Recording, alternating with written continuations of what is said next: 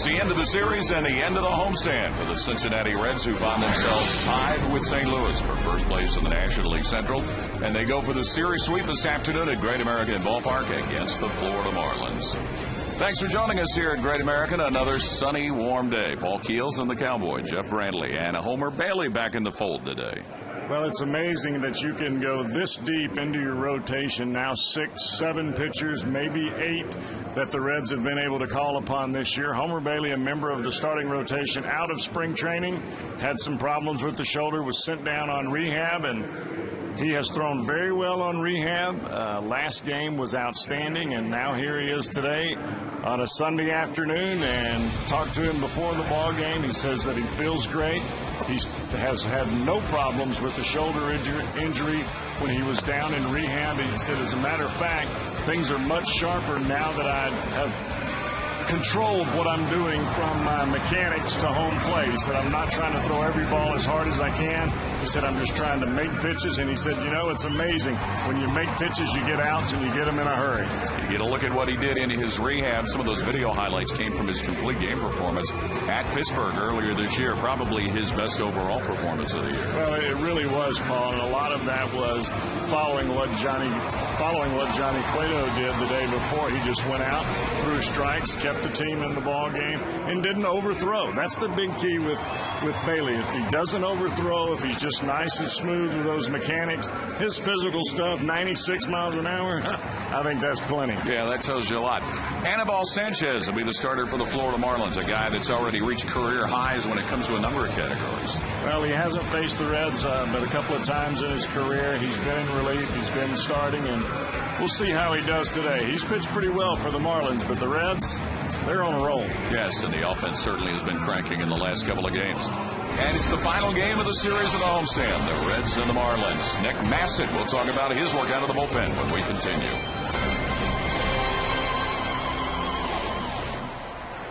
And the accounts and descriptions of this game may not be disseminated without the express written consent of the Cincinnati Reds. Today's Reds broadcast on Fox Sports Ohio is presented in beautiful high definition, courtesy of H.H. Gregg. Sunday afternoon, baseball at Great American, the final of the homestand, the Reds and the Marlins. Time to check out today's weather here in the Tri-State. Here's Jeff Creighton. Another day, just like yesterday, Great American Ballpark, hot, humid, hot baseball. First pitch, 89 degrees, 92 by the 7th inning, 92 by that final out. A few thunderstorms are possible. The fish are already wet. The Reds, they're hot. They're sweating. They want it. Yes, they do. Going for the series sweep. A good display out of the bullpen to hold things in order last night, especially Cowboy from Nick Massett. Well, everybody talked about the strength of this ball club coming into this season, and a lot of it had to do with this guy, Nick Massett. He didn't get off to the greatest of starts, but I will tell you this. If his finish is anything like he has thrown the ball lately, it is going to be some kind of fun to watch him finish up. Last 26 ball games, I mean, we're talking 2 runs, folks. That just doesn't happen. He has pretty much been automatic down the stretch, and let's hope it continues because he has been on fire. And they as a group have, especially the middle relief corps, done very well. And the bullpen, part of what's helping Dusty Baker and the Reds go for a sweep against the Marlins this afternoon.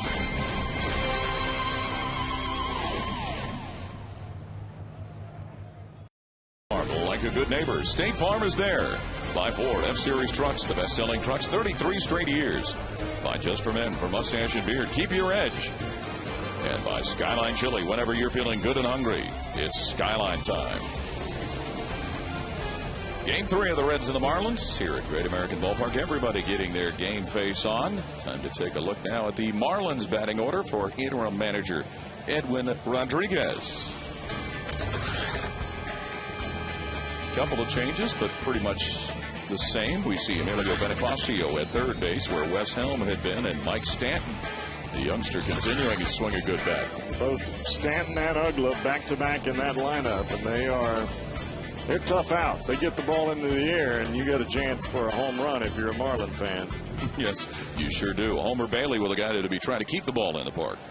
Keeping the ball down, strikes early in the count, and staying away from the base on balls. If he can command the strike zone early in this ball game, he'll get into a rhythm. A lot of that adrenaline will ease out of his system, and he'll be able to get back into a good tempo, throwing strikes, both fastball, breaking ball, and changeup. This will be his first appearance at the major league level since May 23rd, when he went 2 1/3 innings at Cleveland, but then left the game with what eventually would put him on the disabled list, inflammation in his right shoulder. And he starts Hanley Ramirez off with a strike. Homer Bailey, also looking to regain that form that saw him finish 2009 as one of the hottest pitchers in all of baseball. He was the National League Pitcher of the Week in the final week of last year's regular season. Count 1-1 to Ramirez. Well, that was one of the appearances that we saw against the Marlins last year in that big run that he had through the last part of July through August and September, and he just flat shut this team down. Strike 2 to Hanley Ramirez, who last night was 3 for 5 with a strikeout. You can already see Homer moving the ball both inside and outside with the fastball, and that just shows you the relaxed nature of his mechanics and that good extension on the delivery. 1-2 pitch, and he gets Ramirez swinging for the first strikeout of the game with a Reds right-hander for the first out of the inning. Time to take a look at the Ford defense for the Cincinnati Reds, and there are some notable changes from what occurred last night. Jim Edmonds will be in center field between Gomes and Jay Bruce. At third, Miguel Cairo giving Scott Rowland a day off. Third day in a row we've seen a different outfield. That's right. And Ryan Hannigan behind the plate for Homer Bailey.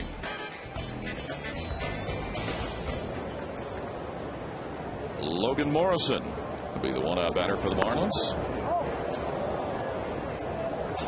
What's his last fastball to Ramirez? A little bit of late minute life. 95 going from 93 to 95 right on the outside corner. That is challenging the strike zone. Morrison, the young left fielder for the Marlins, takes an inside pitch for ball 2. Watch Bailey as he comes through. He really drives down with this front elbow. See how he's got the two fingers together. It's a four-seam fastball, but at this point you can see how high his elbow is above his shoulder and driving the ball down into the strike zone. Strike 1 to Logan Morrison. A total of 5 rehab appearances at the minor league level for Homer Bailey. His last one was on Tuesday at Toledo for the Louisville Bats. Count is 2-1 to Morrison. Here at the top of the first. Fouls that ball off. And that was just one inning in that last rehab appearance. Did not give up a hit, walked a batter, and some of that, Jeff, was in anticipation that the Reds might look. And again, this was before the fight, the Johnny Cueto suspension and Travis Wood being sent down. The thought that possibly Bailey could be used in the bullpen. Well, not only the bullpen, but there was some controversy as to whether Leake was going to make the start yesterday or not. Another foul by Morrison. That's a good thing he did make the start yesterday with the way he looked. Did an awfully good job, and just had the feeling going into yesterday with those getting the 5 days rest and being on that same 5-day period each and every day. That's when Mike Leake is at his best, and most pitchers are that way.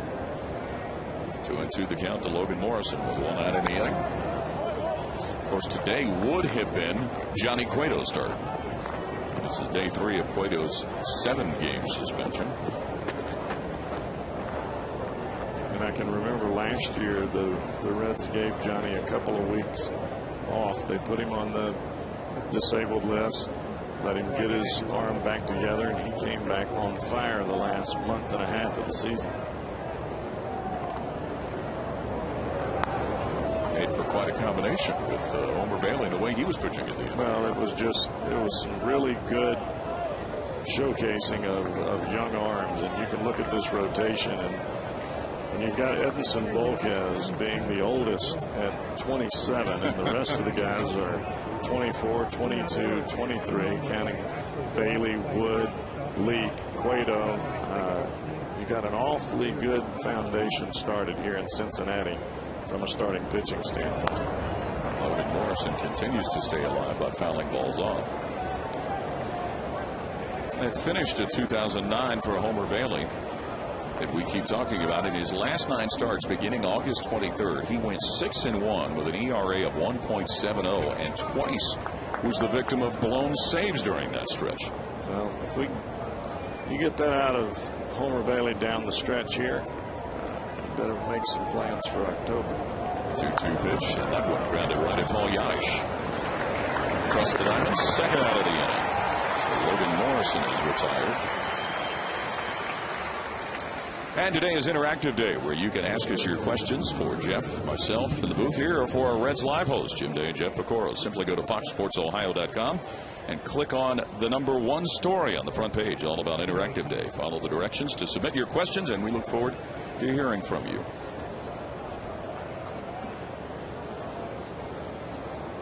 Gabby Sanchez will be the 2-out batter for the Marlins, their young first baseman. 8 most of the time, sometimes 12. That's usually about my limit. We do that as Johnny Carson. What is how many scoops of ice cream I like to have in one sitting? All right. Sanchez fouling off last night. The Marlins first baseman was 0 for 3 with a couple of walks.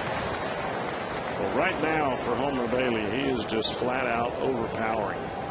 And a lot of that has to do with the nice, quiet, calm mechanics that he is using early in the ball game. And let's hope that this nice tempo continues throughout. Foul after foul after foul. So the Marlins have yet to catch up with this stuff. Now for Homer Bailey, when he is nice and quiet on the mound, on the rubber, with his mechanics and that soft step back, bringing up the knee in quiet fashion, just nice and calm, and then that just electric explosion gives him even an extra inch or two of reach towards the plate at the end. So an 0-2 hole quickly for Gabby Sanchez. It's almost like a pitching machine where the arm starts to come through. It's nice and slow, and then you're looking at that machine, and then bam, it just fires right by you. It's tough to time if you're a hitter. On top of you in a hurry. The 0-2 pitch. Now 1-2. See, that's the difference. This pitcher possesses a ball that will curve or cut. 4 of the 5 rehab starts for Homer Bailey appearances were with Louisville. He made 1 on the 26th of July with the Dayton Dragons against Quad City. Deals a high one, so the count runs even at 2-2. That was a curveball there. That was the pitch that Morrison hit to the shortstop, and it looked as though Bailey tried to get a little bit too much on that one. Man out of Texas getting ready for the break-even pitch. Right back of the box. Gabby Sanchez hustling down the line, and he beats the throw from Homer Bailey. So that'll be an infield base hit for the Florida first baseman. I believe I heard him score that as an infield base hit.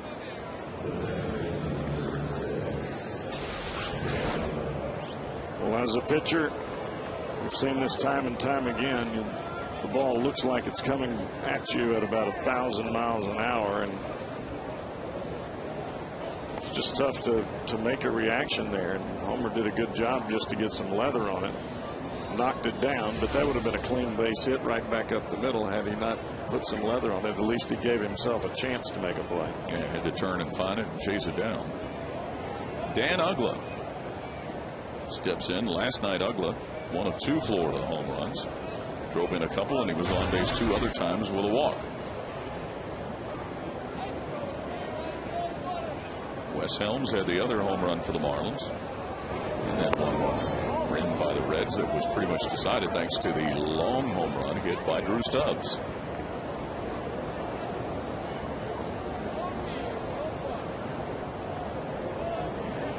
This actually may be a blessing in disguise for Homer to pitch out of the stretch just for a little bit here in the first inning. Going the opposite way, Uggla, Jay Bruce chasing into the corner, and it'll bounce off the wall. The runners at first and third for the Marlins. Gabby Sanchez stops at third base, and a 2-out threat cooking.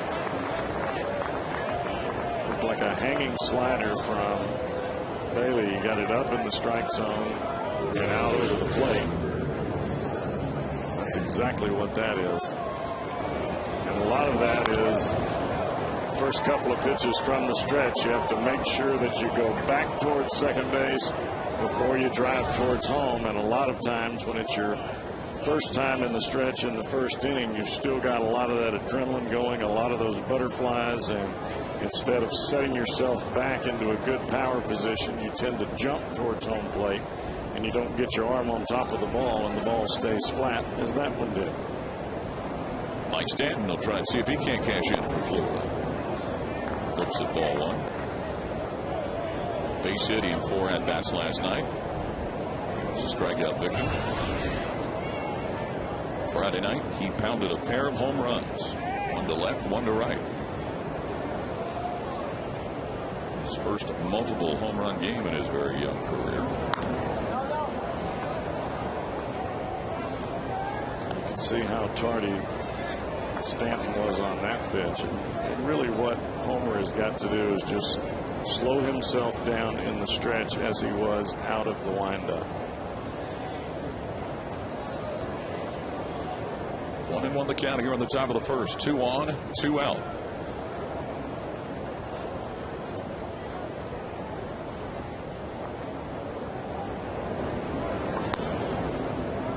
Now 2-1. The accompanying roster move that was made with Homer Bailey being activated today. Juan Francisco was sent down to AAA Louisville, and that was one that Dusty Baker really lamented. But it was just something they had to do. Yeah, you like what you see in that kid. He has got a bat with some serious sting to it. Like this shot.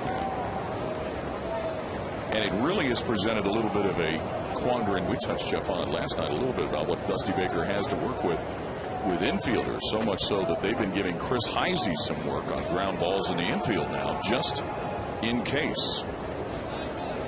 Heisey was originally signed into the Reds organization as an infielder.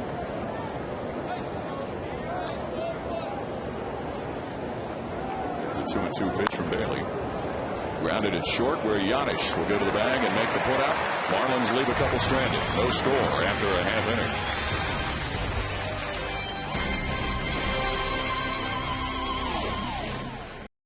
Dusty Baker, who's back in the dugout after having served his 2-game suspension, and some notable changes.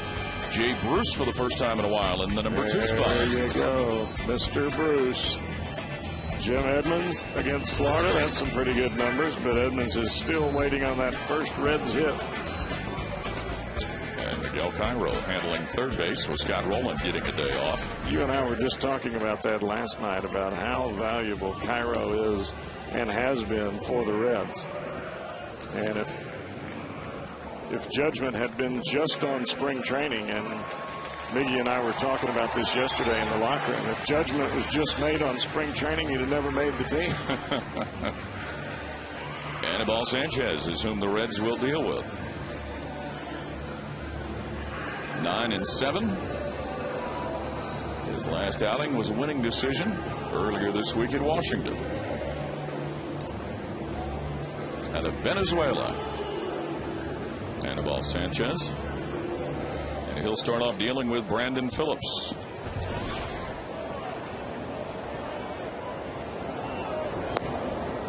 Strike one to the Reds All-Star second baseman, who last night 0 for 4 and a couple of strikeouts. Well, the key for Sanchez is keeping the ball down in the strike zone and getting the ball over the plate. He has a tendency every once in a while to get a little bit wild around the zone. Well, that pitcher's mound has been a target all weekend.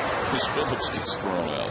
Sanchez able to recover a little better than what Bailey was able to do.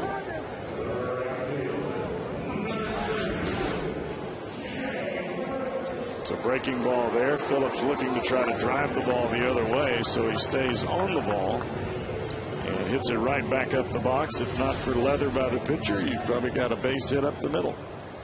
Our first question today coming from Shelley in Denver, Colorado, on our interactive day, asking about analyzing the swing of Brandon Phillips before his slump. Any thoughts? Why does he hit weak ground balls with 1-2 swings? Well, every once in a while he is trying to guard against the hardest pitch, which is the fastball that's inside. When you're guarding against the pitch inside, you've got to get your hands inside of the ball. This is a breaking ball, and you can see really where Phillips hits the ball. It's out instead of letting the ball get deep. Jay Bruce pops it to left field where Logan Morrison has it for the second out of the inning. Time to take a look at the Ford defense for the Florida Marlins. You saw Logan Morrison out at left handle that fly ball.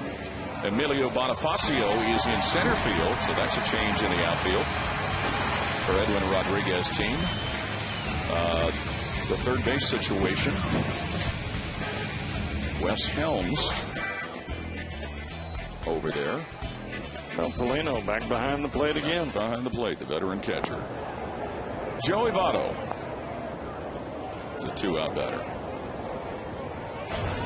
A 6-game hitting streak for the Reds All-Star first baseman. And he looks at a strike. A couple of base hits last night, as well as a stolen base for Joey Votto and the Reds' 5-4 victory over the Marlins. And he stole that one easily. On deck is Johnny Gomes. The count 1-2. Well, DJ Rayburn has got a big strike zone today. Sure looks like it. That breaking ball looked up around the chest area, or just below the chest area, I should say. He just throws Votto out of the game. You got to be kidding me. Joey Votto is tossed, and this is the second time this year we've seen this happen. It occurred in Chicago. And Dusty Baker will come out to protect his first baseman, who's been rung up. I'm just getting ready to say that strike zone looked like you could drive one of those F-Series Ford trucks that we talked about in our opening billboards. Well, that may draw the ire of the baseball office with something like that. I mean, there was no show up, no anything going on at home plate, and then boom, Rayburn throws him out of the ball game. Well, and Dusty Baker, this is his first game back from his 2-game suspension. Well, that is a bad move by Rayburn. Let's take a look at this pitch here, Joey Votto. You see this a lot where a hitter will get back into the box. He's talking to the umpire here, and then boom, he throws him out of the ball game. Wasn't showing him up. He wasn't doing anything other than having a conversation, talking about the pitch prior to that, and he throws him out of the ball game. So now the Reds are going to have to get somebody up to go finish the at-bat. I mean, that ball was a bad pitch to start with. And if you make a bad call, you at least as an umpire have to understand that you're going to get some kind of comment from the pitcher. Wow. Well, Miguel Cairo's already in the game. He's starting at third base. Jim Edmonds, who has played some first base this year with Milwaukee, is already in the lineup as well. Ramon Hernandez not in the starting lineup. Ramon played a number of games at first base. Now Joey Votto is still barking in the dugout. Well, it looks like Stubbs is going to come to the plate, and that would mean that Edmonds would move to first base. So Drew Stubbs is going to come finish the at-bat. If I remember correctly, Jeff, that Joey Votto got tossed out in Chicago in the last week before the All-Star break, and that's the game when, if I'm not mistaken, Paul Yanish came in and delivered a pretty good day. That's exactly right.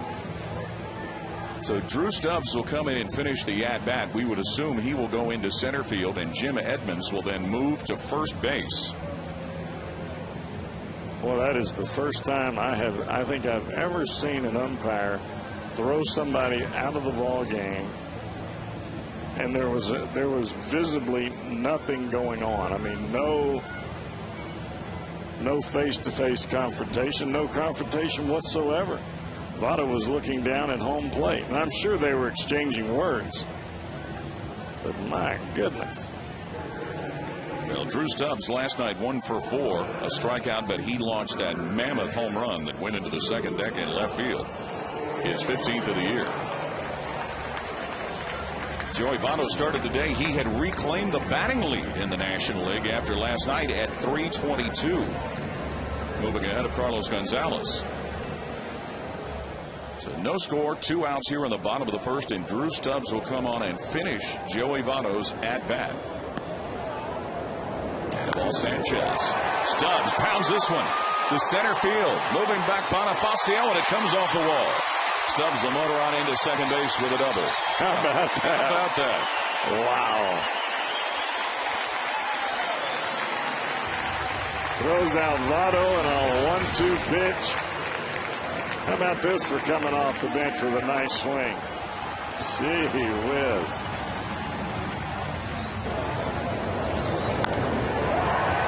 The ball almost got out of here. Almost.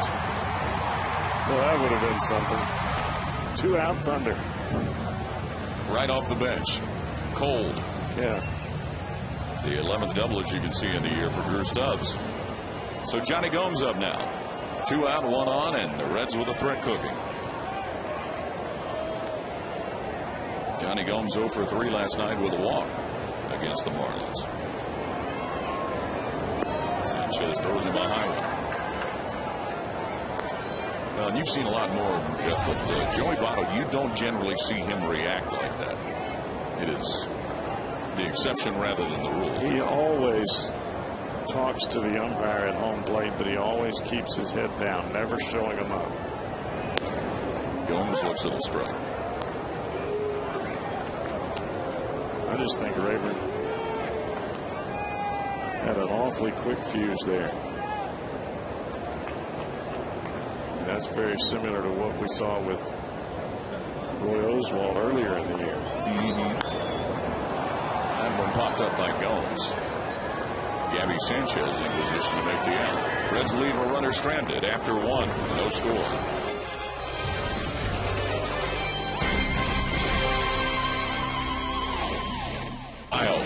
And we just saw Joey Votto ejected after that called strike by DJ Rayburn.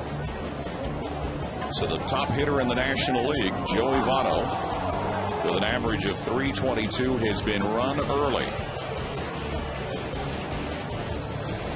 No scores. We move to the top of the second inning for Florida. Wes Helms leading off the inning. Jim Edmonds with the changes moves to first base. And Drew Stubbs, who finished Joey Votto's at bat and came up with a double, will take over in center field and hit in the number 3 spot. He had a 1-2 double at that. Yes. Wes Helms, who went deep last night for Florida. Standing in now, looking at a 1-1 count.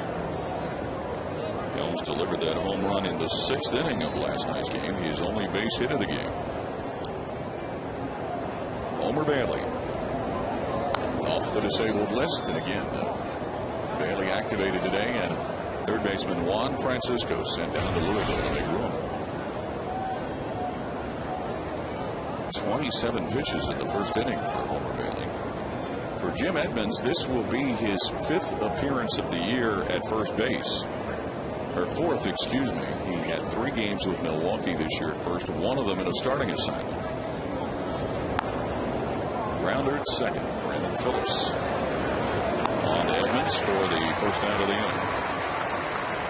And here's once again a gander at what happened to Joey Votto. See Votto step out of the box. He's talking to DJ Rayburn right now, but he's keeping his head down. As far as the fans know or anybody else knows, there's not anything going on, and that's the way you're supposed to handle yourself. And you see Votto get into the box. This is about the time he gets tossed, and he didn't show him up. He didn't embarrass him. He didn't do anything but just say that he disagreed with the call. Emilio Bonifacio, the one-out batter. And that is something that happens all the time. It's not something that is brand new that just happened just now. Every hitter has things to say about a pitch or a call or whatever it may be as you get into the box. As long as you hold your head down, you're all right. Yeah, try not to show the umpire up. Yeah, and I mean, that was about as textbook of not showing up the umpire as you could get. I mean, I've seen guys do it way worse than that and still in the ball game, but of course that's with a veteran umpire. Bonifacio has appeared twice in this series, each of the first 2 games as a pinch hitter. He doubled on Friday night's game. Now behind in the count 1-2. Pretty good split finger right there from Homer Bailey. Good fastball on the pitch before, and then the split finger down and away. And you can see the movement.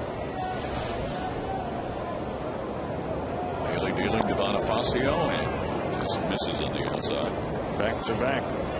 Split fingers there, trying to get Bonifacio to chase twice.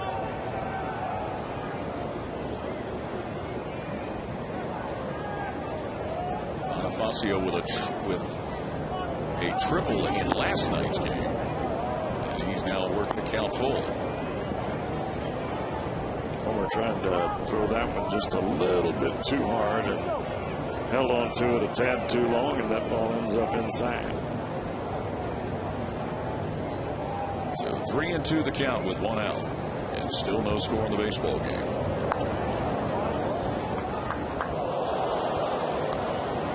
There have been a lot of foul balls in an inning and a half here today.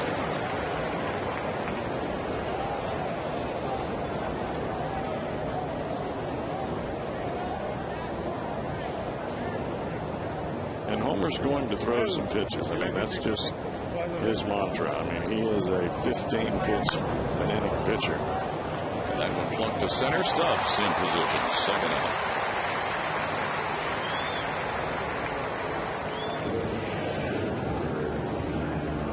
Ronnie Paulino at the plate for the Marlins. 0 for 3 on Friday with a walk for the veteran catcher.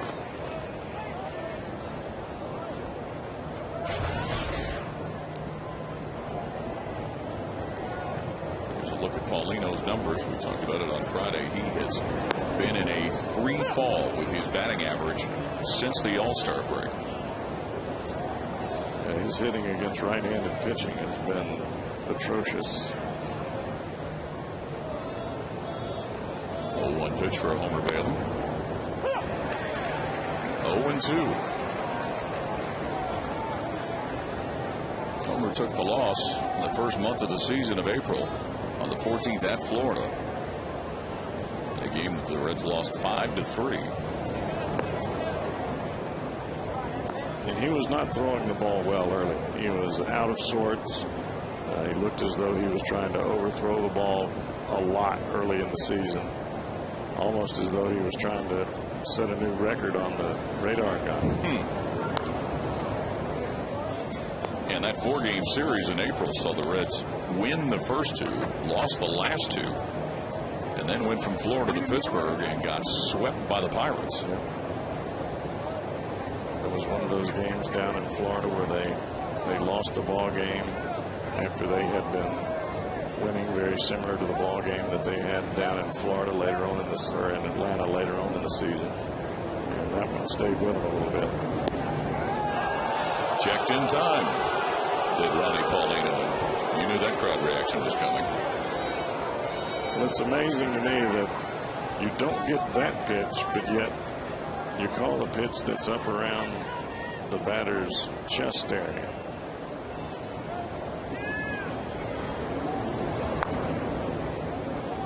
And another foul by Paulino.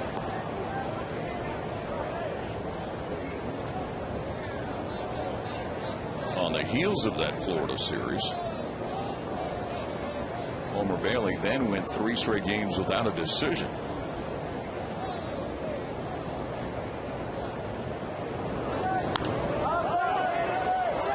Sky-high pop that could end the inning. Hannigan has it. And they'll take care of business. No score, Reds and Marlins after an inning and a half.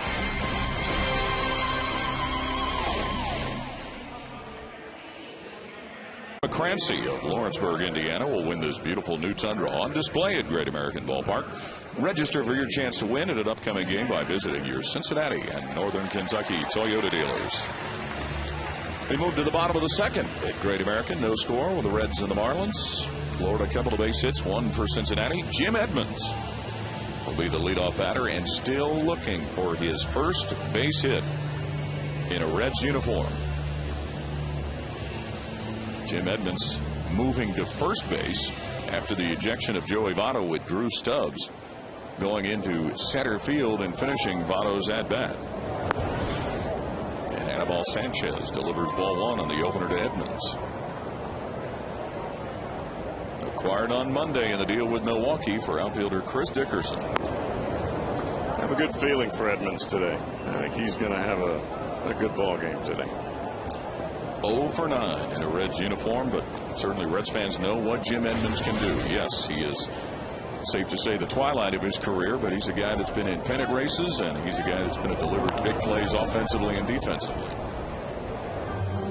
And more of our interactive questions from our viewers today. Frank in Franklin with our next question. When, if ever, do you think Joe Nuxhall will be inducted into the Baseball Hall of Fame? Go on record right now saying it's 2 years too late. Yeah, I would have to agree with that. Swing and a miss. Edmonds goes down. I don't know that you can ever predict how those things are going to happen. It's so difficult. I mean, even when guys do go in, you wonder what took so long. Well, and we have a lot of understood bias about the old left-hander, Joe Nuxhall. Longtime player with the Reds, of course, the youngest player ever to appear in the majors at age 15. Many, many, many years behind the microphone, calling Reds games on radio. He has been on the ballot for the Ford Frick Award for the baseball announcers category the last couple of years. Miguel Cairo with a grounder. Gabby Sanchez gets into Anibal Sanchez for the second out. And that is meant as no disrespect to the two gentlemen who have gone in the last 2 years. Dave Niehaus with Seattle and John Miller with the Giants and of ESPN. But Joe Nuxhall certainly has been what Reds fans had to connect him to baseball, especially in those years, Jeff, when you didn't have that many games on TV. Right. And, you know, I would imagine that somewhere along the line he's going to go in. I think there were a lot of people that really wanted to see Joe go in while he was still alive. And I don't think that there's anything more humbling than to be go into the Hall of Fame while you're still living and breathing. You know, when we were out in Oakland for that earlier series on the West Coast, as Ryan Hannigan is batting, Joe Morgan did a game with us out there with Chris and I, and Joe Morgan talked about how helpful it was to him facing left-handed batters when Joe Nuxhall was still throwing batting practice. There you go. And how Joe still could get some pretty good movement on what he was throwing out there.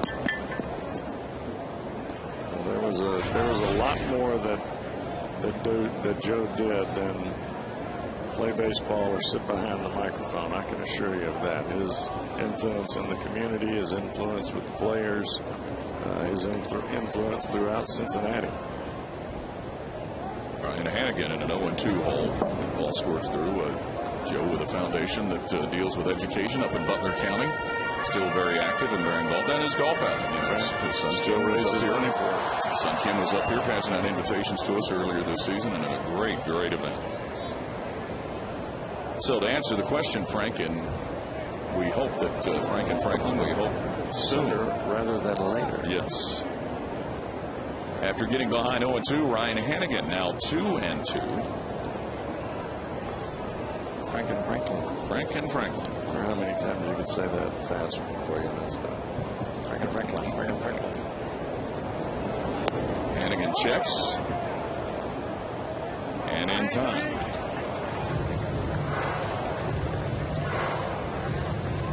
Franklin, of course, going up 75 right when you get past Middletown and right before Dayton.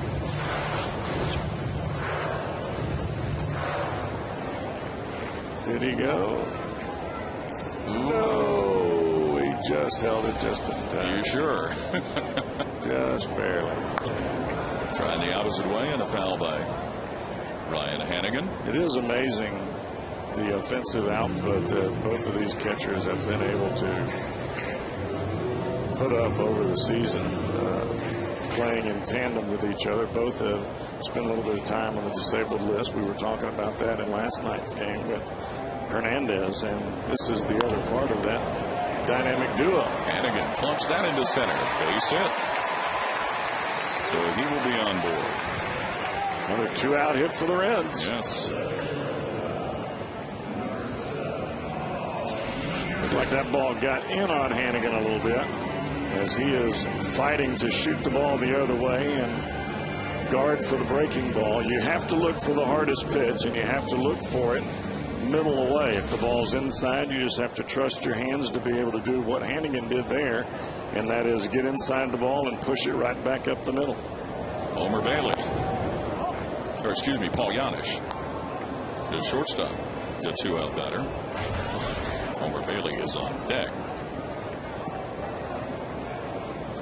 Paul Giannis maybe with the most impressive at-bat of the night for the Reds last night. Saved that long home run by Stubbs with the suicide squeeze bunt he put in. Amazing. And the ball appeared to be headed to his kneecap. I think it would have hit his kneecap had he not bunted it with the bat. What was even more surprising is the fact that it was a perfect bunt. And this one popped up. Hanley Ramirez will put it away for the final out of the inning. After 2 complete, no score, Reds and Marlins.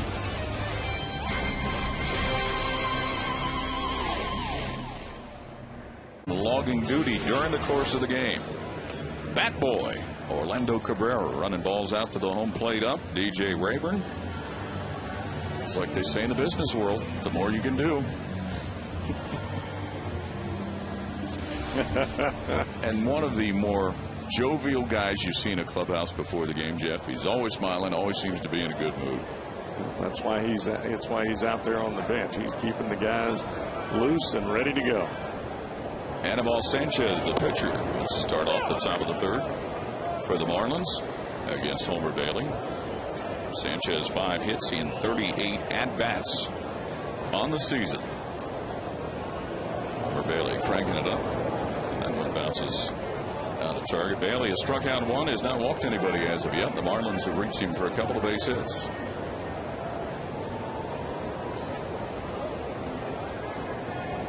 Sanchez, a 26-year-old from Venezuela. Can't catch up to that one. Blue Bayou.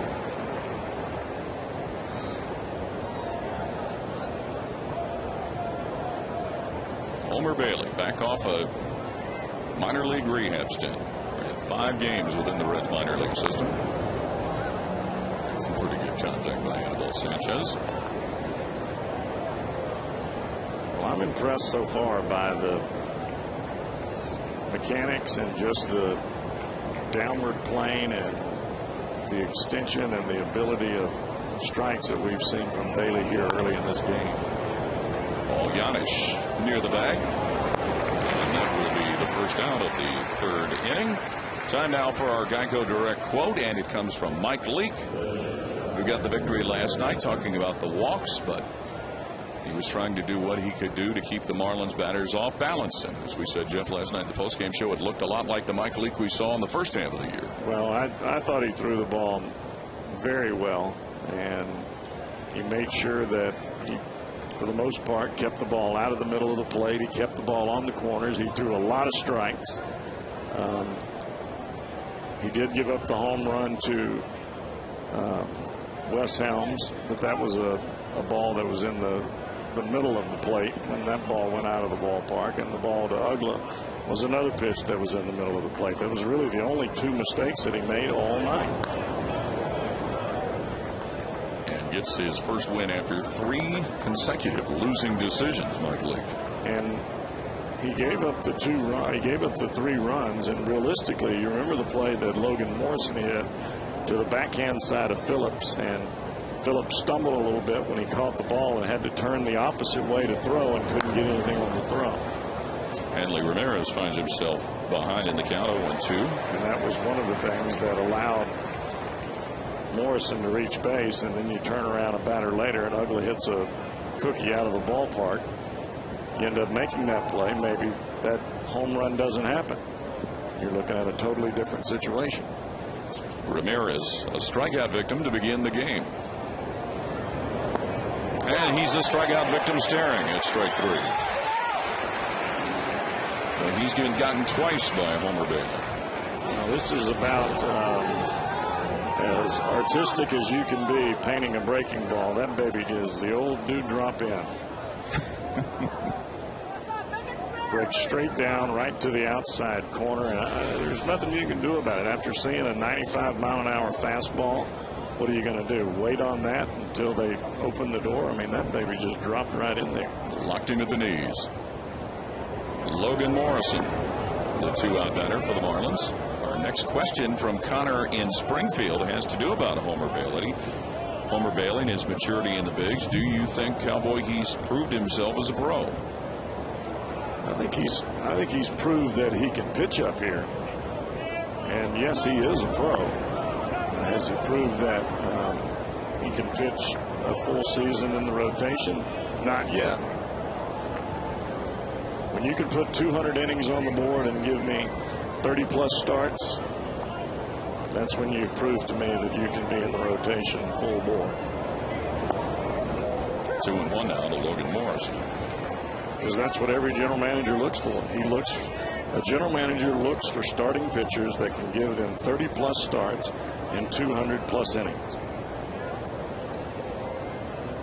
And let's remember, in his parts of 3 seasons, last year's 20 games, the most he's logged at the major league level. When he first hit the scene in 07, 9 games. In 08, 8 games.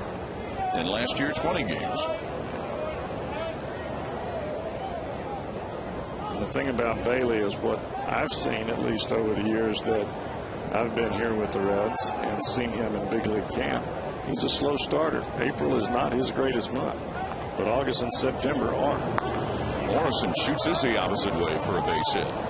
And Logan Morrison sniffing for 2, but he'll throw on the brakes and hold for a single. Johnny Gomes chased that down in a hurry. Well, it's a good thing he didn't take off for second base. Gomes was hustling over there to that ball and made a perfect throw to Brandon Phillips. Morrison would have been out from here to there. Good. It's a four-seam fastball there. They want it in and ends up getting over the top of it a tad too soon. The ball dives down and away, and Morrison does a good job just staying with that pitch. If you overswing there, it's a ground ball to second base. Gabby Sanchez, who had the first hit of the game for the Marlins, and Ryan Hannigan giving chase for a ball that falls behind home plate. Time to take a peek at the Honda standings. The National League Central, the Reds and the Cardinals find themselves tied for the lead after the results of yesterday. The wild card, the Reds and the Cardinals, both a half game behind the Giants. San Francisco's trying to stay within reach of those Padres, who got another big win over the Giants last night. Yeah, I think anybody that thinks that this Reds club is going to fade has lost their mind. Say again? I think anybody that thinks this Red club is going to fade has lost their mind. Point taken. Strike 2 on Gabby Sanchez. I can give you a third one if you want. You made that point very, very clear. And some of that on the heels of that sweep to the hand of the Cardinals, which got an awful lot of attention. And this series outside of Reds country probably isn't on a lot of people's radar, other than maybe those in St. Louis. Bailey finds himself ahead of the count to Gabby Sanchez. After the win yesterday, the only 3-game series that the Reds have lost in their last 13 was the one to the Cardinals. They've won 12 and lost 1. I'd say that's pretty doggone good. That is. Holding up Gabby Sanchez. He looked like he was ready to get after it. It just happened to be to the Cardinals with all the words and all the things that were thrown out there before the series started, and it allowed the Cardinals to move back into first place. But the bottom line is there are a lot of ball games left, and the Cardinals may beat the Reds. They may end up beating the Reds 2 out of 3 when the Reds go down there, but there's still going to be a month of baseball left after that. Yeah, both teams have got a lot of work to do as far as their positioning once that Labor Day series gets here. This Reds club, to me, is an awfully resilient ball club, and I think we saw fact of that after they were swept in 4 ball games in Philadelphia to end the All-Star break and came out in the second half on fire. The Cardinals and Cubs will go at it again today in St. Louis.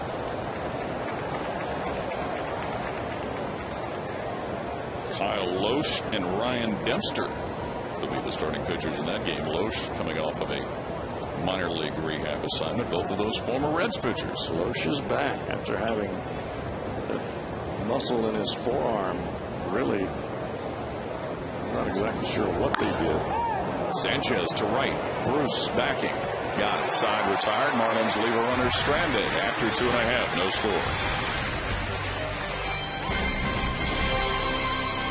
for On Demand on your computer. Visit Reds.com to order and get more details. MLB.tv. Baseball everywhere. Bottom of the third inning at Great American Ballpark. The Reds and the Marlins are scoreless. Homer Bailey, the starting pitcher, will lead it off for the Reds, followed by Brandon Phillips and Jay Bruce. Homer Bailey on the year, 3 hits in 13 at-bats. Was that Mr. Doug Flynn that stuck his head in here? Just got to see Doug Flynn after having the surgery, and he is looking good and feeling good. Said he is on his way back. Doug was down there with the fantasy campers that were down introduced on the field before the game, wasn't he? You can't even tell that he's gone through the surgery. 3-1 the count on Homer Bailey from pitcher Anibal Sanchez. Flynn, a utility infielder back in the 70s with the Reds, and of course he was part of this trade that brought Tom Seaver to Cincinnati from the New York Mets. Let's see if I can remember all of them. Doug Flynn, Pat Zachary, Steve Henderson, Dan Norman, and there might be one other player. I can't remember that went in that deal. And Tom Seaver came to the Reds from the Mets. All those guys just for Seaver? Just for Seaver. Just kidding. Joel Youngblood. That was the other one. Joel Youngblood. Played with Joel out in San Francisco. He played a long time in the majors. Didn't play with Tom. A little before my time. A little bit. Of course, Tom Seaver's one career no-hitter came in a Reds uniform at Riverfront. I was in the stadium that night over at Riverfront. About Homer Bailey in this at-bat. He is working Anibal Sanchez. Full count. And down on strikes goes Homer Bailey. But he did his job. Just when I blow him up, strike 3. And worked that pitch count up for the Florida starter. His third strikeout. So Brandon Phillips is stepping. Well, this will be the second go-round for the Reds, and we'll see how this works out. Brandon Phillips bounced right back to the box in the first inning.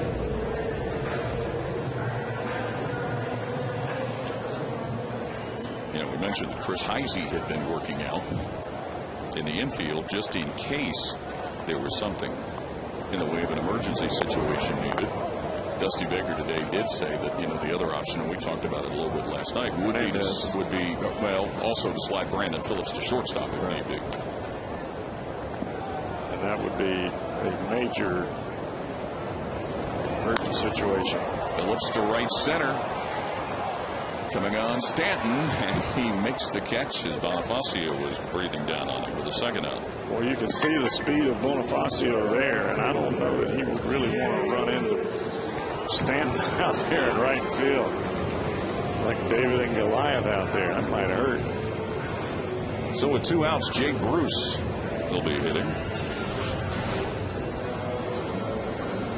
Fastball. Phillips gets under it a little bit. Look how fast this little guy's running over here. Hey, oh, man, that would hurt. Yeah, you take it, you take it. We can only guess, too, that Stanton was clearly calling for it so that Bonifacio would peel off.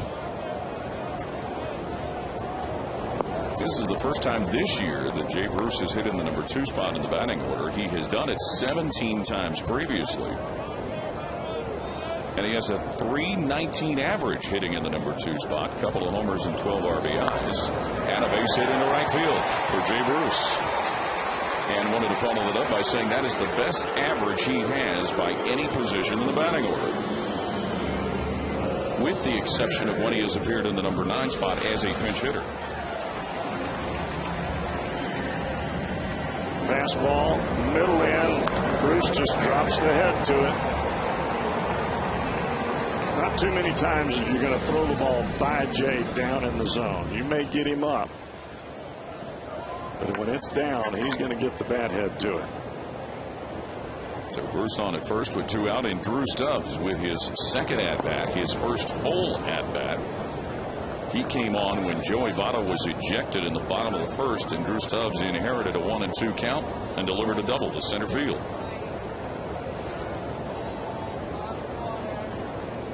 Absolutely smoked the ball into the second deck in left field last night. Oh. Don't you love those no-doubters when they're your team? And that was. was in the 8th inning. Last night, his 15th homer of the year. It looked like he was trying to match it right there.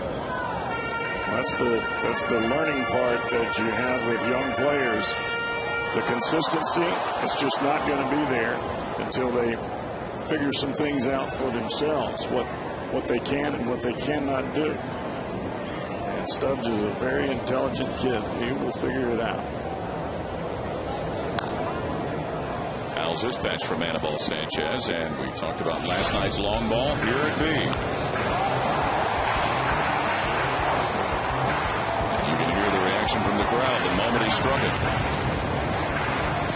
When you hit it and you just go into a jog like that, you know that baby is way out of here, especially if you're Stubbs. Because normally he comes out of there in a dead sprint. 2 outs, Jay Bruce at first. Game scoreless. Bruce on the move. Down goes Stubbs on strikes. The inning over. After 3 full, Reds and Marlins scoreless. At Great American Ballpark.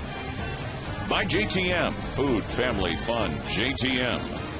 By Geico. 15 minutes could save you 15% or more on car insurance. Visit us at geico.com or call 1-800-947-AUTO. And by GMC. We are professional grade. Reds and Marlins are scoreless as we move to the top of the 4th here in a warm, sunny Sunday afternoon at Great American Ballpark. Homer Bailey will start the 4th by pitching to Dan Uggla, then Mike Stanton, then Wes Helms. Bailey with his first start after being activated following 5 minor league rehab appearances. You can see Uggla in the box. He stands with an open stance so he can cheat for that ball inside a little bit better, and he really keeps that bat moving to keep those wrists loose. A base hit in the first inning for the Florida All-Star second baseman. Uggla homered in last night's game. When Uggla drops the bat on the baseball, it's almost as though he's chopping down a piece of wood. That's what gives that backspin to the baseball and lets it continue to carry out of the ballpark. Bailey's 1-1 pitch, now 1-2. We talked about it a few times over the weekend, but Uggla, the franchise leader in the history of the Florida Marlins, with 148 home runs. And remember, this is a franchise that's only been around since the early 90s. He doesn't get cheated, that's for sure. He doesn't. Holds those hands high, keeps them moving, kind of rocks back and forth in the box. And if you're a pitcher, you do just what Homer Bailey did there. You try to freeze him out a little bit. Make him stiffen up. He wants to stay loose. Uggla wants to stay loose by continuing to move. You want to freeze him out from a pitching standpoint. Snagged out of the dirt by Ryan Hannigan. Count is even at 2-2. Those 148 homers by Uggla, all since 2006, leads all major league second basemen.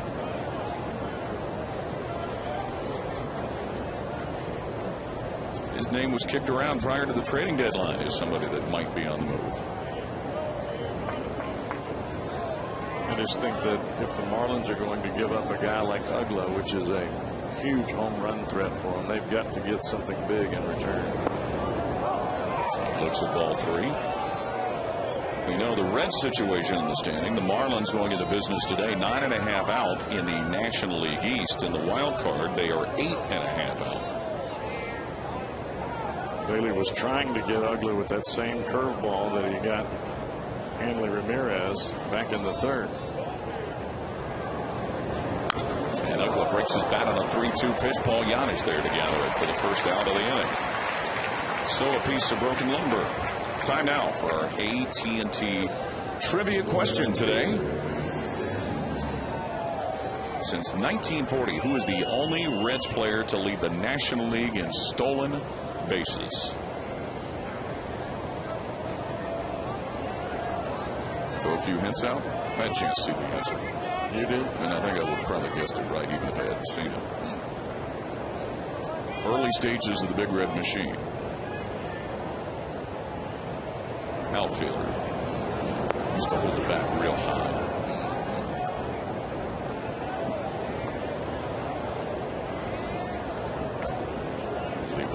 after that. Suffered a major injury that cost him most of the season after that year that he led the National League in stolen bases. Are his initials BT? There's a distinct possibility they could be. I know how you love to get trivia answers right. Listening to you on the radio over there with Marty. If I get one right in a week, it is celebration time. I thought you scored a touchdown. It's a 12 scoop night. 12 scoop night with a slab of ribs if I can get one of them right. And a great big food coma after that kind of thing. Sleep like a baby. Mike Stanton ended the first inning as he grounded to Paul Yadish, who made the put out by stepping on the bag at second. This kid, who's shown some great power, shows a good eye right there. Pretty good pitch. 2-0 curveball and a 2-1 slider, and it just did miss outside. This guy's sitting dead red. Nice pitch. Yes, it was. Curveball and then back-to-back breaking balls. And you're back even with the count. Now, if you're Homer Bailey, you can go anywhere. You can go in, you can go out, up. Here's the payoff pitch. Got him looking. That's money pitching right there, folks. You get down in the count, you got a guy standing at home plate, just sitting on your fastball, looking in, trying to take you out of the ballpark. You put 3 breaking balls out there where that fastball ends up, and then you drop a 94-mile-an-hour heater on him after 3 consecutive breaking balls that comes back to the corner and splits it. Third strikeout of the day for Homer Bailey. The other 2 both have come at the expense of Hanley Ramirez. Wes Helms. And not only by throwing those breaking balls out there, even though one of them missed, but you lead the umpire out there. You let him see that outside part of the zone. That's where you're going to go to try to get this guy out.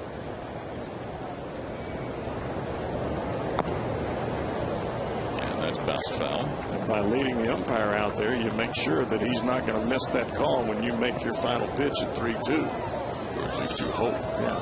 At least he stays with it, because that ball started off the plate and ran back to the corner. 0-2 to Wes Helms. He delivered a home run last night for the Marlins. And the count remains 0-2. Go in the heater, Ricky. The old high hard one. For those who aren't familiar with that line, it was uttered by actor Joe Brown in the movie Major League.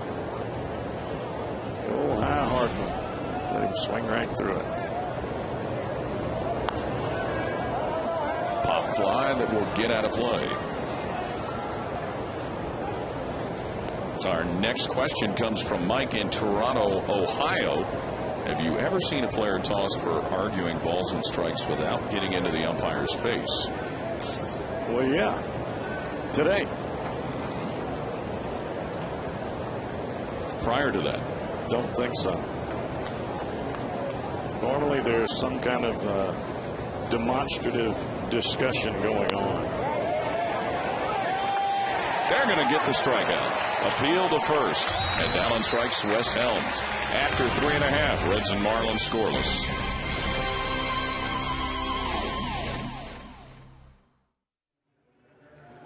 Head north of the border to take on some of the best Canadian universities. Don't miss your chance to catch the Cats in preseason hoops tonight and tomorrow night at 7 on Fox Sports Ohio.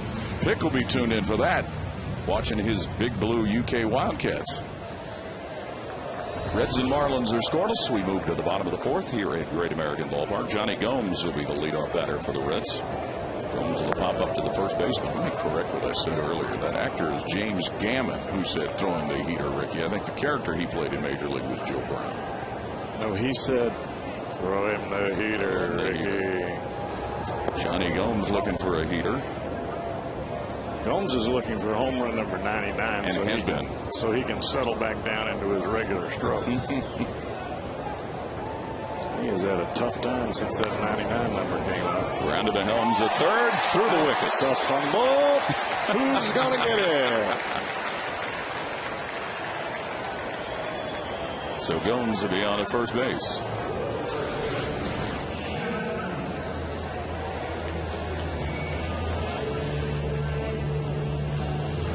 When you spend a lot of time on the bench being a pinch hitter, not a whole lot of time out onto the field in the game situation.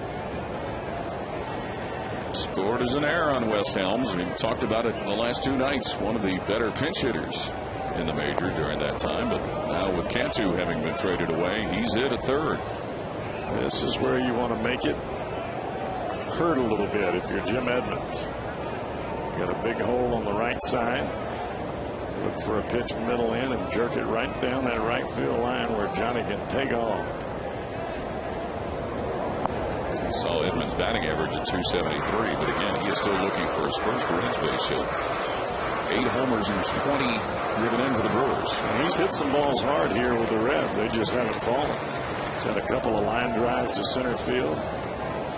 I know of one bullet that he hit to first base with some runners aboard that nobody could go anywhere.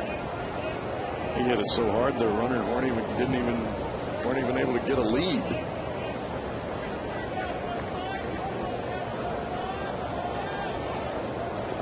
Some attention being paid to Johnny Gomes over at first, where he has 3 steals in 6 attempts on the year. Well, I predicted a good day from Edmonds today, and after that first strikeout, I'm sticking with my prediction. All right.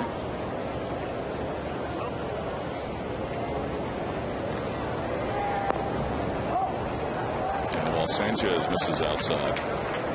There's Edmonds. Multiple All-Star appearances. Gold gloves, Silver Slugger. He's part of 2 World Series teams with the Cardinals. Not much that Jimmy Edmonds has not done in the game of baseball. Looks at a strike as Gomes had started to bluff. So 2-1 the count to Jim Edmonds. Native of California. Of course, he began his career with the Angels out in Anaheim. Edmonds, one of the best high ball hitters I have ever seen. Keeps those hands up around the shoulder, bat flat. Edmonds hits this one. Right center. Back to the wall. And getting it is Bonifacio. And they got a shot at doubling off Gomes, but the throw's offline. What a grab by Emilio Bonifacio. Oh. And my prediction was just about to come true. Just about. Oh, man, that's highway robbery. What a catch. How did that little cat get up there? Great timing. Man. It's like what we've seen Jim Edmonds do over his career. Well, Jim has robbed so many people over the years. I guess it's only fair that he would get robbed every once in a while. I'm sticking with him for my pick to click. And he did make solid contact on that. And that was a high heater, too. For some reason, the ball that's up, he handles so well. And I guess it's because he stands with his bat flat behind that left shoulder. Miguel Cairo looks at strike 1 after having bounced out to the first baseman Sanchez. And had Bonifacio's throw after making that grab bit a little more on line, they had a decent chance at maybe doubling Gomes off at first. Bonifacio plays a lot of different positions, but his normal position is usually at second base. You don't have to make too long of a throw from the old second base area.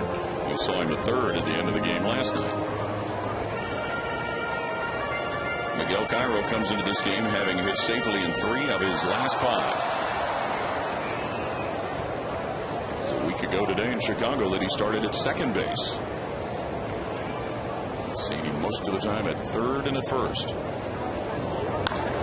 Cairo to right center on an 0-1 pitch. That one being chased down by Stanton. He's got it for the second out.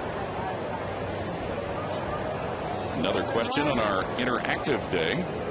Mike out of St. Louis with our next question. As you see Johnny Gomes over there at first base with Gabby Sanchez Do you think Yonder Alonso will make it to the majors as a Red, and at what position? And you talked about half hour before the game, Jeff, about how he's been tearing the ball up down the middle. He really has, and ultimately I think Alonso will come to the big leagues with the Reds. I think he's going to have an opportunity to win a spot. I think it's going to be in the outfield, probably in left field. And being a left-handed bat, it puts a lot of left-handers in this lineup.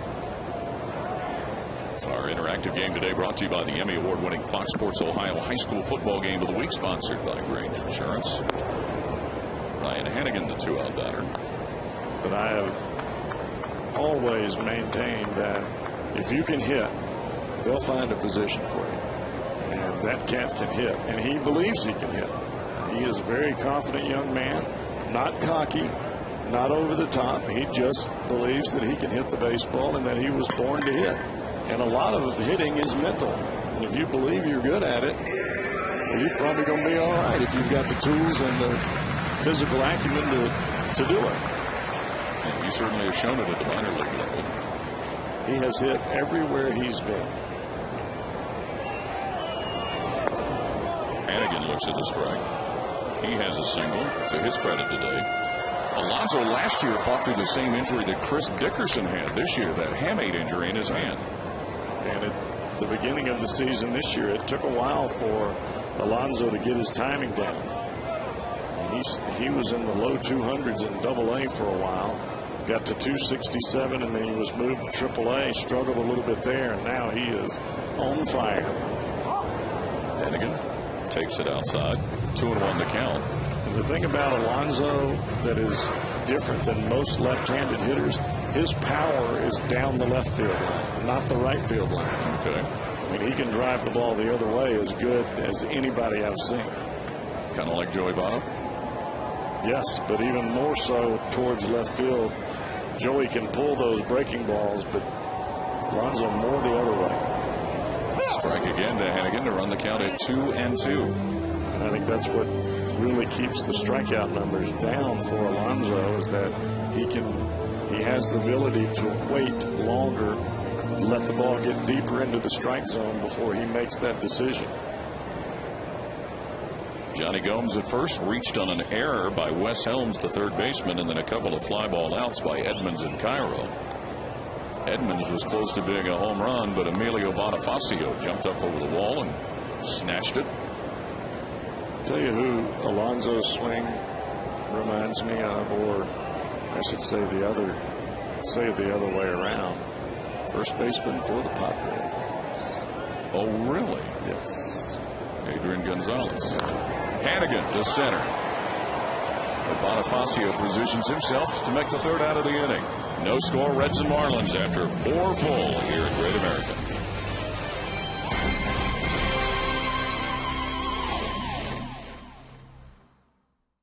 Of the year, and it proved to be the game-deciding run in a 1-run victory for the Reds. Our Coors cold hard blast. I know that Cordero was happy that he hit it. Yes, he was. As were the many fans who were sitting in the house last night, a crowd of 37,445. And what a weekend it's been at the Turnstiles, a whole week, we should say.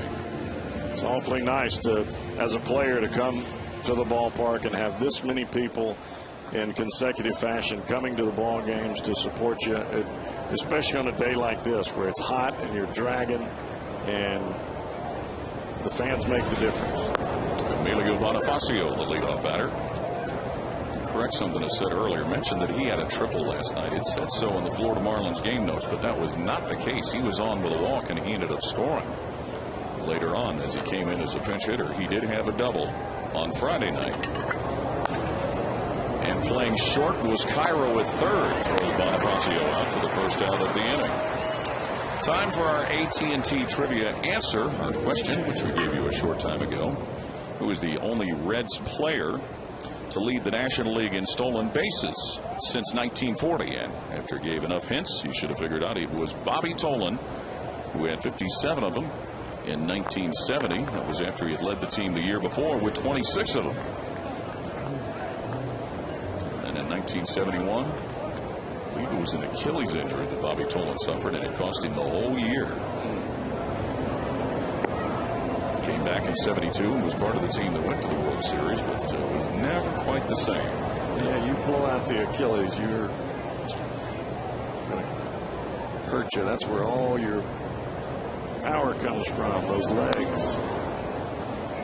Paulino with a foul. The amazing part when you start thinking about those stolen bases, a few years after that, Joe Morgan with 67 steals in both 1973 and 75. Dave Collins was 79 of them in 1980, and then Eric Davis in 1986, 80 steals. But none of those led the league. That's true. The year that Eric, I think, had 80, they were running wild over in St. Louis. A couple of guys by the name of Coleman and McGee, I believe. Paulino will bounce this one time to Brandon Phillips, and that'll be the second of the game. So Ronnie Paulino is gone. That 1970 year for Bobby Tolan also saw him put together an outstanding National League Championship Series in a 3-game sweep of Pittsburgh, in which he batted .417. Ouch. Reds took the Pirates in 3 straight and went on to the World Series.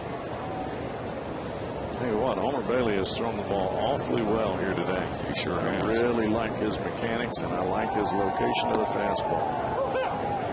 And he's dealing with his opposite number, Anibal Sanchez, to try and retire the Marlins in order.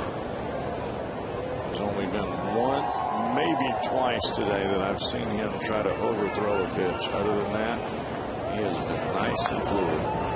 He has allowed 3 hits for the Marlins. The young man at the plate, Sanchez, has allowed the Reds 3 base hits.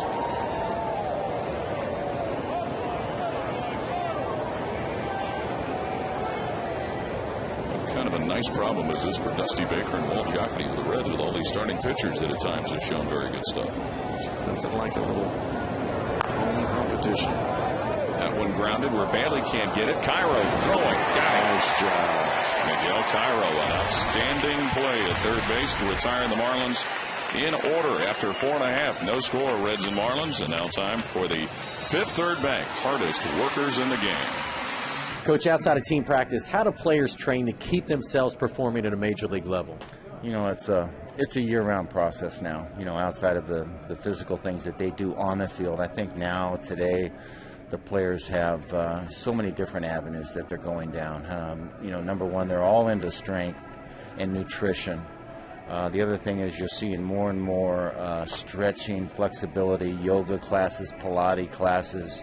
A lot of them are getting into the pool, the swimming techniques, and the new things are being utilized. And a player today, I think, is taking advantage of all those things. Fifth Third Bank, the things we do for dreams. From Brandon in Delhi, Ohio, when you showed Homer at Exmo, it appeared he was looking up at the ball in his hand. He's really not looking at the ball. He's looking up into an area that may be nothing. They may be not looking at anything. This is more concentration. What you're taught as a pitcher is to zone in on your target as you get your sign. You go into your windup and you look away from the target, and then at the last second you could see that as he released the baseball there. Right as he released the baseball, he was zoning in right on the target. So what you're doing is you get your sign, you visually straight to the target with your eyes. As you start your motion, you look away from the target. As you come to home plate, you pick up the target again, and instead of having to stare at the target the whole time, which a lot of times for kids will inhibit their motion to home plate, you don't have to stare at it the whole time. You envision it right before you start, you look away, and then you pick it up right before release point. And I tell you, for the kids that have a difficult time throwing strikes, staring at the mid all the time, try that move right there, and you'll pick up a lot more strikes per innings pitched. Homer Bailey, 89 pitches, 63 strikes this afternoon. Reds and Marlins are scoreless as we move into the bottom of the fifth. Paul Janich to lead the inning off, and let's not forget about what Anibal Sanchez has done on the mound. He has kept the Reds off balance thus far, and that's really what it's about. by squaring to show a bunt. And both pitchers today, both Homer Bailey and Anibal Sanchez, have been very confident and very, very successful in throwing their secondary pitches for strikes. Homer using both the split finger and the curveball. Sanchez using the slider and then coming back with that lightning quick fastball at 95 that you see there. After seeing a breaking ball that's around 84 or 85, and then you increase the velocity 10 miles per hour, and then it's good location, all you're going to get is a foul ball. 0-2 to Paul Yanish. Now 1-2. Let us not forget, too, that Anibal Sanchez does have a no-hitter in his career. He threw a no-no on September 6th of 2006 against Arizona in just his 13th Major League start. This one popped up by Paul Yanish. Anibal Sanchez has it for out number 1 in the inning. And Reds fans, make sure to follow your team with the Reds social media clubhouse at Reds.com. Stay connected through Reds fan blogs or write your own. Join the online forum, sign up for text updates, and find out about upcoming chats with your favorite players. Plus, you can follow Reds like Mike Leake on Twitter. Log on to Reds.com/connect to get started today. Speaking of, Homer Bailey at the plate. A strikeout victim in the third. But he had a pretty good at bat. He made Sanchez throw some extra pitches there. The count full.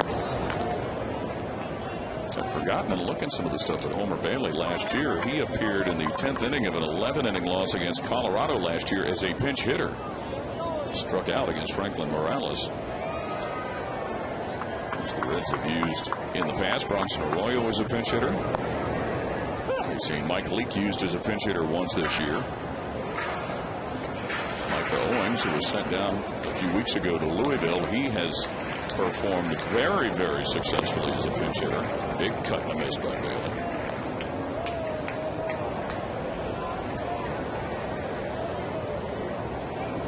Count 2-2 with nobody on and one out in a scoreless ball game. Bailey looks at strike 3. He wanted to pull the trigger, but he got frozen. That is the 5th strikeout of the day for Anibal Sanchez. And that's that secondary pitch I was talking about, the breaking ball in the strike zone. And when you've got a pitcher on the mound that can command that pitch, you have to respect it. You can't just go wild looking for fastballs. Hey, Reds fans, for great food with family and friends this summer, think JTM. Food, family, and fun. JTM. Brandon Phillips 0 for 2 today.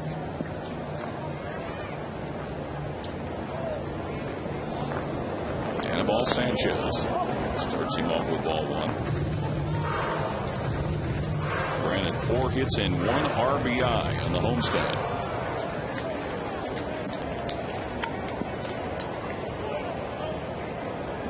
Grounded out to the pitcher and hit a fly ball to right field. He has work at the plate today.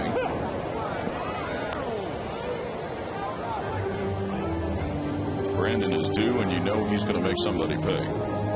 His track record has shown that. There are a lot of high breaking balls out of the hand of Sanchez that have been called strikes today. One of them got Joey Votto thrown out of the ball game in the first inning. Strike 2 to Phillips. Yes, if you have just wandered into the TV set, Joey Votto in the bottom of the first on a 1-2 count was ejected by home plate umpire DJ Rader. Drew Stubbs finished the at-bat and came up with a double, but was left stranded on base.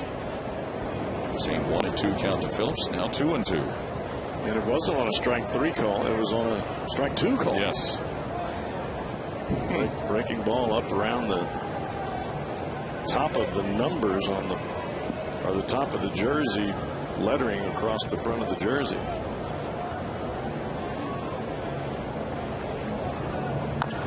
Phillips golfs this one just off the side of the mound, and he'll reach first base. Infield single for the Reds second baseman. Boy, that is some bad communication there by the Marlins, if there was any communication at all.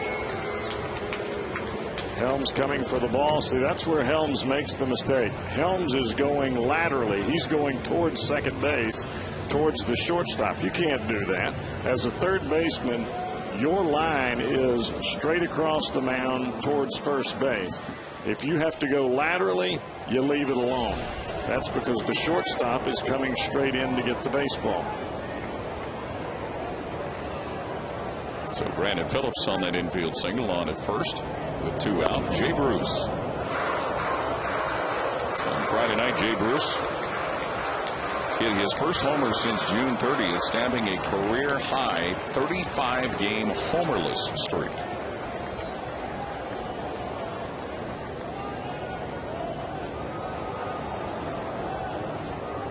And the ball, Sanchez throws him a pitch that he yanks out of here, but foul. That home run was his 11th of the year. This looks like another one of those hanging breaking balls, and Jay just hammers it. The first time this year, the 18th time in his young career that he has hit in the number 2 spot in the batting order. We've seen Paul Yanish there, Orlando Cabrera, Lance Nix a couple of times within the past week. I think Miguel Cairo's even been there. 1-1. Phillips at first, Bruce at the plate, and Anibal Sanchez pitching.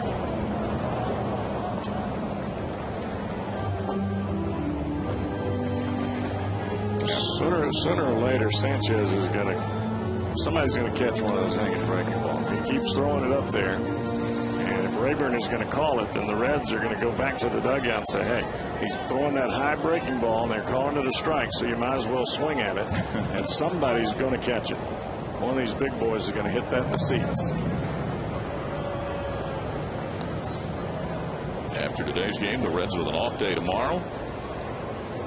And on the evening, we'll fly to Phoenix, Arizona. Have a 3-game series with the Diamondbacks Tuesday, Wednesday, and Thursday night. You remember who sang that song? Mark Lindsay. Yes, very good. On the move, Phillips with a foul ball.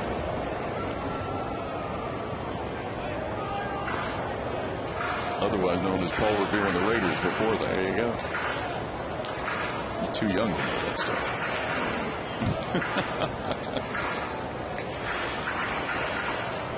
No score, bottom of the 5th here at Great American Ballpark. Another very nice crowd on hand here. Been a nice week at the turnstiles for the Reds. And they'll be back at the end of the month. They'll host the Chicago Cubs after a 9-game 3-city West Coast trip. Phillips moving again. Swing and a miss. And the inning comes to an end after 5 full. No score, Reds and Marlins.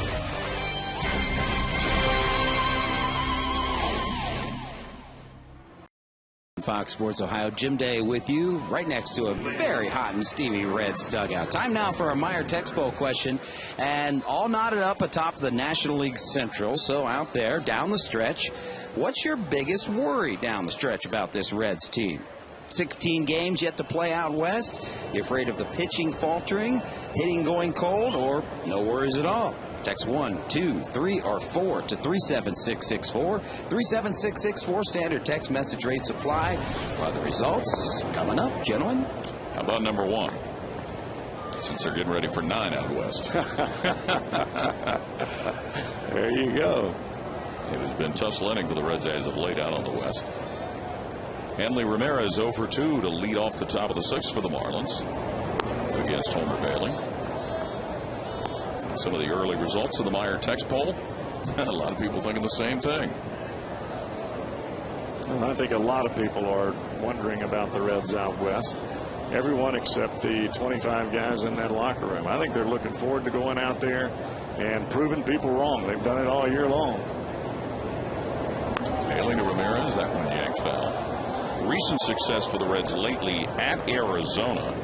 5-1 against the Diamondbacks. Last season, they have won 7 of their last 8 against the Snakes. But from Arizona, they go to Los Angeles and try and snap a 12-game losing streak in Chavez Ravine. The last Reds win at Dodger Stadium came with Brandon Clausen on the mound. Not to be confused with Jimmy. No. It was in July of 2005. 3-1 the count to the Florida All-Star shortstop, Hanley Ramirez. Brandon Phillips gets it for the first out. So far tonight or this afternoon for Homer Bailey, he's used 4 different pitches. The fastball that he keeps both fingers on the top, thumb straight underneath. The split finger, which we've seen to the left-handers. He splits right across the 2 seams, the thumb right underneath the baseball. You slide it up a little bit, just cut the ball in half for the slider. The slider comes out like this. A full turn to get to the curveball, straight over the top with the fingers down, thumb up. Ball straight down. That's the pitch we've seen the most from Homer today. He's looked very good today, Homer Bailey on the mound. Working on Logan Morrison. 1 for 2. Bounce out to short and a single. Very nicely done. And what's amazing for Homer is he's been able to control them all in the strike zone. He has struck out 4 Florida batters. And a great big old 0 in the walk column right now. Well, that was a split finger right there. It almost looks like a glorified changeup, but it just has that darting action right at the end to the outside corner.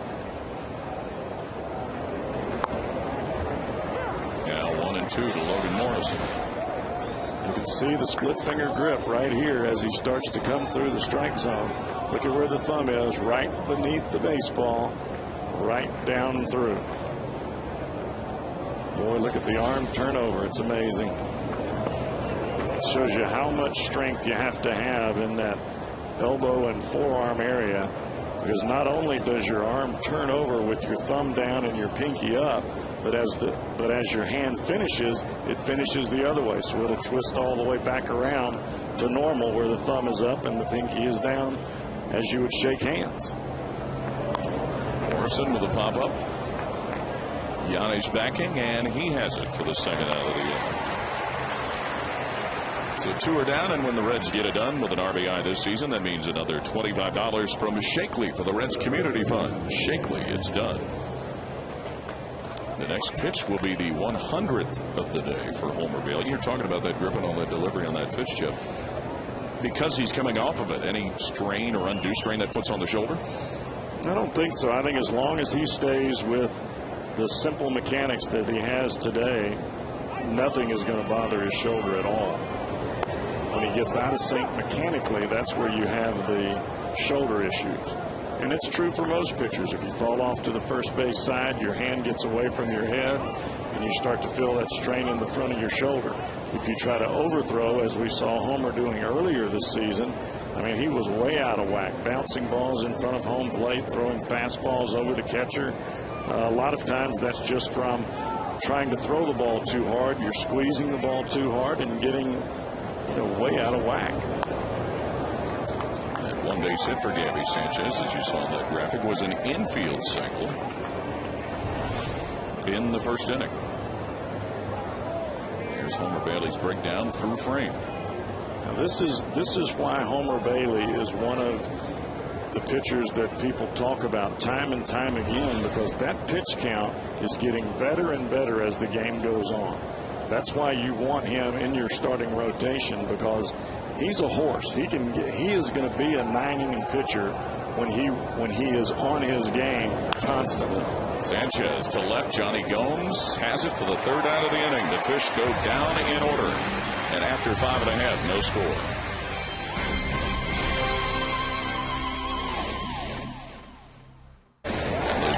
Jim Edmonds looked like he was headed out, but Emilio Bonifacio with a grab over the yellow line. Our Coors Light Freeze Can brought to you by Frost Brewed Coors Light. Nice grab. It's highway robbery. And might this be the end of the day for Homer Bailey? I would imagine so. When the manager comes and gives you a hug or a handshake, you're done. And a job well done, I will say. Coming back and throwing the ball he did today. No walks, 4 strikeouts, 3 hits, 6 innings.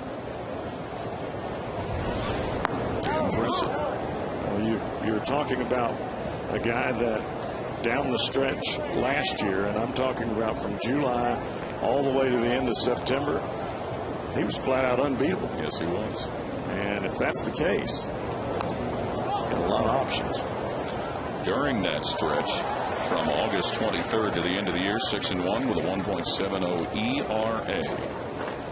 Logan Andrusa getting loose in the bullpen with the Reds and the Marlins scoreless here in the bottom of the sixth. Meanwhile, in St. Louis, Derek Lee has homered again for the Cubs. Well, I hate that. And Chicago with a 2-1 lead over the Cardinals in the third inning. That's in St. Louis, too. In St. Louis. You know, Derek Lee has not had the season that you probably would expect, but it'd be a nice weekend for him to get going. He had a homer yesterday. Yeah, he did. Whereas I think it was 3 for 4 as well.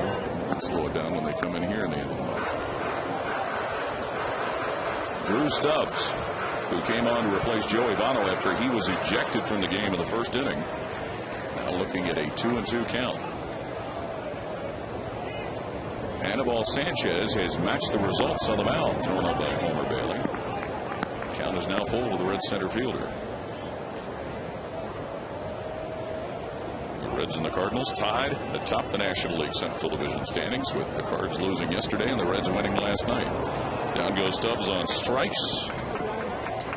That is his second strikeout of the afternoon. Our next question in our interactive day comes from Tim in Columbus. Cowboy, please settle the debate once and for all. Kansas City, Texas, or Carolina barbecue? Debate. The debate is I like all of them. How about that? The thing that you have to realize is if you're from Texas or from Kansas City or from Carolina, well, obviously you think your barbecue is the best. But if you are a barbecue connoisseur, as I claim to be, and I know that I am because I've eaten them all, they're all good. And that's why you have different types of barbecue, so you don't have to eat the same thing every day. Monday you'll have Kansas City. Tuesday you'll have Carolina, and then Wednesday you'll have Texas, and then you go from those 3 days of ribs into the Boston butt, and then into the pulled pork, and then you spend the weekend with the roasted chicken. Bryant's in Kansas City is pretty good. It is. I do like them all.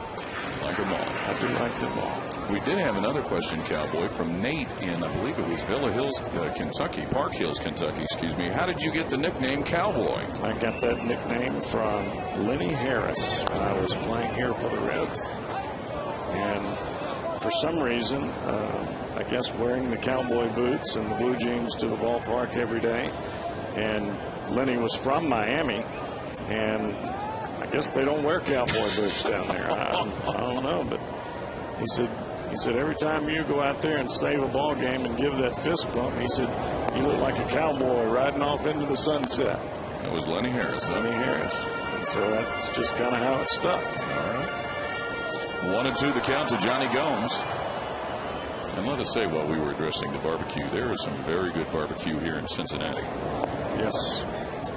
World-class classic barbecue. While we're on that subject. And in Columbus, too. I got an email from some folks that are in competitive barbecue, and I've lost the email.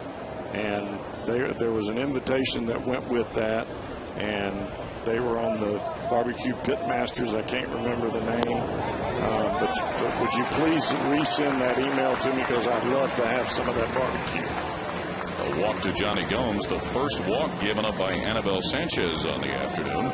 Stay tuned to FS Ohio tonight, because directly following the Reds Live postgame show, we will be airing a 2-hour broadcast of the Pro Football Hall of Fame Enshrinement Festival Timken Grand Parade from Canton, Ohio. It's a one-of-a-kind celebration. Jim Edmonds, 0 for 2, and had it not been for that outstanding catch by Emilio Bonifacio, he would have had a home run. He's still my click to pick. All right. Pick to click, whatever you call it. I know what you mean. Still looking for his first Cincinnati Reds base hit, Jim Edmonds. That would have really made me look good if he had a homer right there. Oh. Okay. What if he hits one here? Be strong as new rope. I like that. Stolen from somewhere. Strong as a 4-day-old chicken gizzard. Swing and miss by Edmonds. Try it again. I'll get through it. Sorry. No, that's a good one. There you go. No score. Bottom of the 6th here at Great American Ballpark. Still considering your barbecue connoisseur resume. Gomes on at first after the first walk of the day from Anibal Sanchez. It's the 3rd start for Jim Edmonds since he was traded to the Reds from Milwaukee. Keep in mind, too, Jim Edmonds did not play with anybody last year in 2009. After his time in St. Louis, he logged a few paychecks with the Cubs and some with the Padres. Behind in the count. And gone on a strikeout from Anibal Sanchez. His 6th strikeout of the afternoon. Doug in Columbus with a question about Johnny Gomes. It seems as though he has struggled at the plate and in the field. Is he getting enough games off to stay sharp, do you think, Jeff? Well, I think that's what Dusty Baker is doing now. And earlier, I would have had to say no. I think there was a lot of pressure on Johnny to really push towards that 99th home run. And there's been, you could see the direct correlation when he got to 99 and where his batting average is now. It's gone down a lot. And I think a lot of that is just the push to go ahead and get that home run. And everybody runs into that. When you're at some semblance of a milestone in your career, you want to just get that out of the way and then go back to playing. And hitting a home run is no easy task, and it's especially hard when you're trying to hit a home run. Miguel Cairo, 0 for 2 starting at 3rd today. He looks at a strike. When you look at Alex Rodriguez, one of the best players in the game, he got to trying to hit the 500 or 600 home run, and it took him almost 50 games to get there. And then yesterday, it's 3 home runs in 1 game. Go figure. Yeah. Well, Johnny Gomes at mid-June was on a tear that had him looking like a possible all-star candidate. And then when the Reds made their first West Coast trip to Seattle and Oakland, that's when it really kind of slowed down.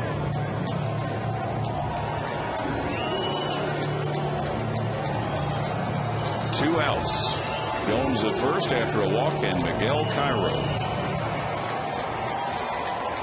looking to try and bust out a base hit. Still looking for the first run of the game for either side. This is the last time these two teams will see one another in 2010, barring a possible postseason matchup.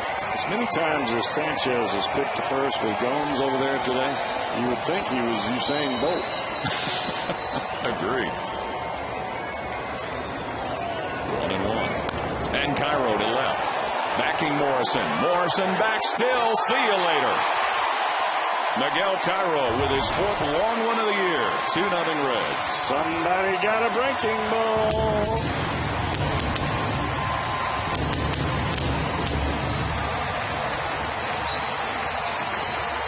A veteran hitter in Miguel Cairo. Here's the breaking ball, and there's the home run. Check it out. Hanger, banger. Cairo stayed right on it. A breaking ball right in the heart of the plate, and this one just spins up there like a cement mixer. Crushed. Cairo now has hit safely in 4 of his last 6 games. And boy, don't you know that Homer Bailey is happy right now. He's going to get a chance to get a win out of this after a great afternoon of pitching. 3rd out, hit by Ryan Hannigan, but Miguel Cairo goes deep. Home run number 4 to left field. A 2-run shot.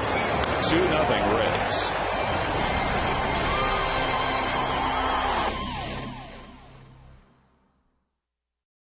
Find out what's possible with the nation's fastest 3G network, AT&T. Rethink possible.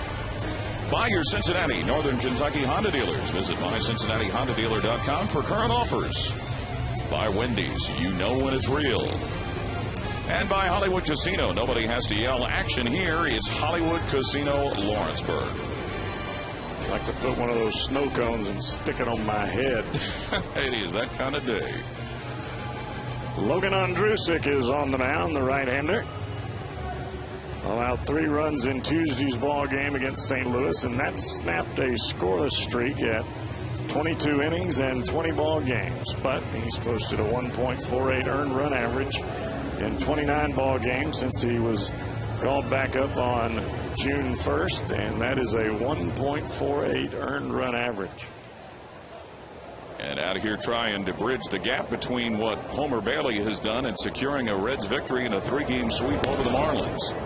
2-0 Cincinnati thanks to Miguel Cairo's 2-run homer, his 4th of the year, which came in the bottom of the 6th. You had to figure sooner or later, as many breaking balls as Sanchez was throwing, he was going to hang one up there for somebody.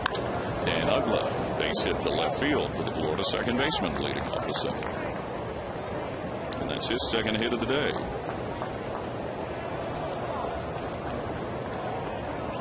You were talking with Miguel Cairo before the game or earlier this week about if the decision on who was going to make the roster was based on spring training, it might not have been him. Well, guys like him would never make it. Get very little playing time because you're a non-roster veteran. Everybody's looking at the young players. But it is the guys like Miguel Cairo that make your ball club so good when you come down the stretch and when you have to have a veteran to step into play when you lose one of your regular players. Like Stanton at the plate. Cairo in his 15th major league season made the Reds, as you said, Jeff, as a non-roster player. Toronto, Cubs, the Rays, Cardinals, Yankees, Mets, Mariners, Phillies, and now the Reds. And now a base hit by Mike Stanton to get a couple on for the Marlins. His first base hit of the day. Continue to be impressed by this talented young man. He did a good job with that pitch there. He stayed behind it, did not overswing, kept his hands inside the ball, and just takes it right back up the middle. And for a guy that is so big and powerful as Stanton is, his swing is short and quick to the ball. No excess movement, not a whole lot of herky-jerky. He just takes his hands straight to the baseball and throws that bat head out there. Allows him to extend on pitches that he can get to. And when he has to be quick, as in a pitch like we just saw there, he gets right to it, takes it right back up the box. Wes Helms, the next batter, and Helms pushes this one to where Joey Votto in foul territory has it for the first out. Surprising there that the Marlins did not bunt Helms and move the runners into scoring position at 2nd and 3rd and at least try to tie this game up with a base hit from Bonifacio. Edwin Rodriguez, the interim manager, he took over when Freddie Gonzalez was relieved of his duties earlier in the year. Rodriguez, a former player with the Yankees and the Padres in his major league career. Logan Ondrusek dealing with Bonifacio while Nick Massey is getting loose in the bullpen. We don't know what Florida will do when it comes to the managerial job for 2011. Will Edwin Rodriguez be considered? Might somebody else surface to take over that team with some good young talent? Their scouting system in Florida is among one of the best. Of course, this is a team that, since they've been in existence since '93, I believe is their first year, they've won 2 World Series titles. But really amazing that the first one they won, back when they basically bought themselves a pennant with Bobby Bonilla and the likes, then they blew that baby up. And then they got back there again and won with Jack McKeon. And then blew it up again. Matter of fact, Sanchez was one of the guys that ended up coming over in a trade for Boston when they had dismantled and sold away a lot of their experience for that second World Championship. He was part of that Beckett trade. Yes, he was. Mike Lowell was part of that deal, and Guillermo Mota. Bonifacio. Oh, that's some big-time pitching right there, people. In with the fastball. Try to speed the bat up of Bonifacio, and then you drop that cutter down under his hands. Good night, Irene. 5th strikeout for the duo of Reds pitchers, and the first for Andrusic. You went fishing. So Ronnie Polino, the catcher, will be the next batter. And I think right here, Hannigan just wants to make sure that he and Andrusic are on the same page when it comes to getting out Polino. You're in the part of the ball game where you just don't want to give away runs. You want to make every pitch count to every batter that comes to the plate. Paulino 0 for 2. A couple on with 2 out. For Andrusic, since he was called back up from AAA Louisville, an ERA of 1.48 in 29 appearances since that roster move was made on the 1st of June. How's that Coca-Cola? Outstanding. Oh, didn't miss by much. Burt Badenhop is getting loose in the Marlins bullpen. We've seen him once before. Last night. Andrusic from Shiner, Texas. Facing a 2-0 count to Ronnie Paulino. Swing and a miss. We talked about Jack McKeon and Tony Perez. The connections between the Reds and the Marlins. If you remember when the Florida team first came into existence in their expansion draft, you remember who they plucked away from the Reds? Trevor Hoffman. Yes, they did. He went on to have a pretty good career. Wasn't bad. No. It was not bad. Reds had him as a shortstop, and Florida has him as a Hall of Fame closer. Frozen. Not good. Not good. Ball 4. Just walked a guy that's hitting under 200 against right-handers. And since the All-Star break. So now we'll have a pinch hitter come to the plate for Florida. Chad Tracy will pinch hit. He appeared in Friday's game as a pinch hitter. So Anibal Sanchez is done, but Chad Tracy coming up to bat, and Ryan Price, the pitching coach. See, this is the situation, Paul, that when you're pitching out of the bullpen and you have runners at first and second base, and you got a hitter like Polino at the plate that you know is not hitting the ball very well, or at least you should know that when you get out there. What happens is you get so pumped up after the strikeout from Bonifacio that you lose a little bit of your aggressiveness and your adrenaline because you spent so much to get Bonifacio out. Then you relax too much as you're facing the right-handed hitter Polino, and then you end up missing out of the strike zone, and the worst possible thing that could happen, you end up walking it. Now Tracy, you see his numbers with the bases loaded. 3 career grand slams.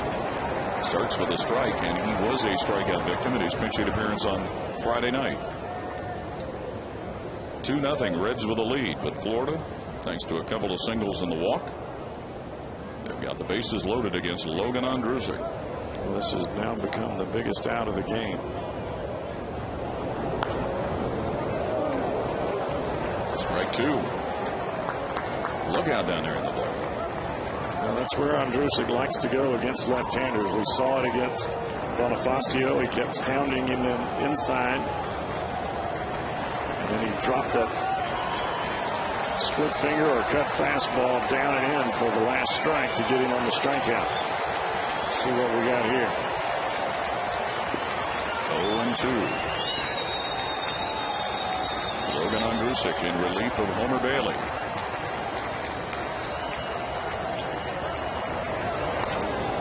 That ball yanked foul. The difference right now, a 2-run home run by Miguel Cairo. His 4th long one of the year. That occurred in the bottom of the 6th. Cairo starting at third base today with Scott Rowland getting a day off. This is his 32nd start of the year in his 20th game that Miguel has started at third base. Where would the Reds be without him? Not tied for first in the division. Well, it's not all about always the starters. Big hit. Big strikeout by Logan Ondrusek. The Marlins leave the bases loaded. 2-0 Reds with a lead over Florida. Time now for the 7th inning stretch at Great American Ballpark, with Cincinnati leading by a score of 2-0. P90 team celebration. The first 4,500 full-paying weekend guests this month will receive a Marge Shot bobblehead. This exclusive bobblehead features the former Reds owner, her dog Shotzi, and the 1990 World Series trophy. To learn more, call 513-765 or visit redsmuseum.org.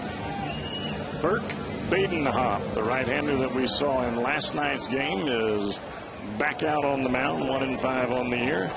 31. This will be his 32nd ball game. 43 in the 3rd innings. 30 strikeouts. And he'll start the bottom of the 7th facing Paul Yanish. The Reds with a 2-0 lead, thanks to a 2-run homer from Miguel Cairo that came in the bottom of the 6th inning. Now it's time for a little insurance. Badenhop. That ball bounced over the head of Helms and into left field for Paul Yanish's first base hit of the afternoon. Helms was playing him in close there at third. Looking for a bunt after that heck of a squeeze last night. He bounces this baby right over his head. Had he been playing in normal position, a routine out. Well, looky here. Last night's winning pitcher, Mike Leake, is going to pinch hit for the Reds. And this may be nothing more than just a bunt situation.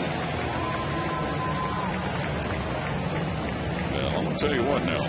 Last night, Mike Leake did get a sacrifice bunt down and then reached base on an error by the pitcher and delivered a base hit single to score a run. And there he is showing bunt, and he gets it down, but it'll bounce foul. Checking the Cubs and Cardinals. They are in the 4th inning at Busch, and the Cubs with a 5-1 lead over the Cardinals. So Cincinnati takes care of business here. If the Cubbies hold up their end of the deal, the Reds can be back in first by a game. We all knew it was only a matter of time. I didn't know it was going to be 2 days, but right. That base hit last night for Mike Leake, his 16th of the year. Of course, Dusty Baker, when you think about it, they're operating in some cases short a position player, with Juan Francisco being sent out today to Louisville to activate Homer Bailey. And they're operating short a pitcher with Johnny Cueto still serving his suspension. right. Yanish at first. Leake pulls the bat back. Well, the thing that you have with Mike Leake is if something happens where he fouls off a couple of pitches or he makes a mistake with the bunt, whatever, and he gets down to a position where he's got to swing the bat, you still have an option at the 3rd strike. He's just not an automatic out. 1-1. Okay, call the strike. He pulled it back. So now 1-2 for the young man out of San Diego. Well, you couldn't really tell if that was a strike or not. As much movement as Badenhop has, ball moving all over the place. Now you're going to have to swing the bat. Badenhop 2/3 of an inning last night in 1 strikeout. Otherwise, zeros in his relief stint. He pulls back, and he'll pop this one. Ramirez backing, charging Morrison, and Logan Morrison has it for the first out. So back to the top of the order, and Brandon Phillips. Well, that definitely did not work out the way the Reds had planned it.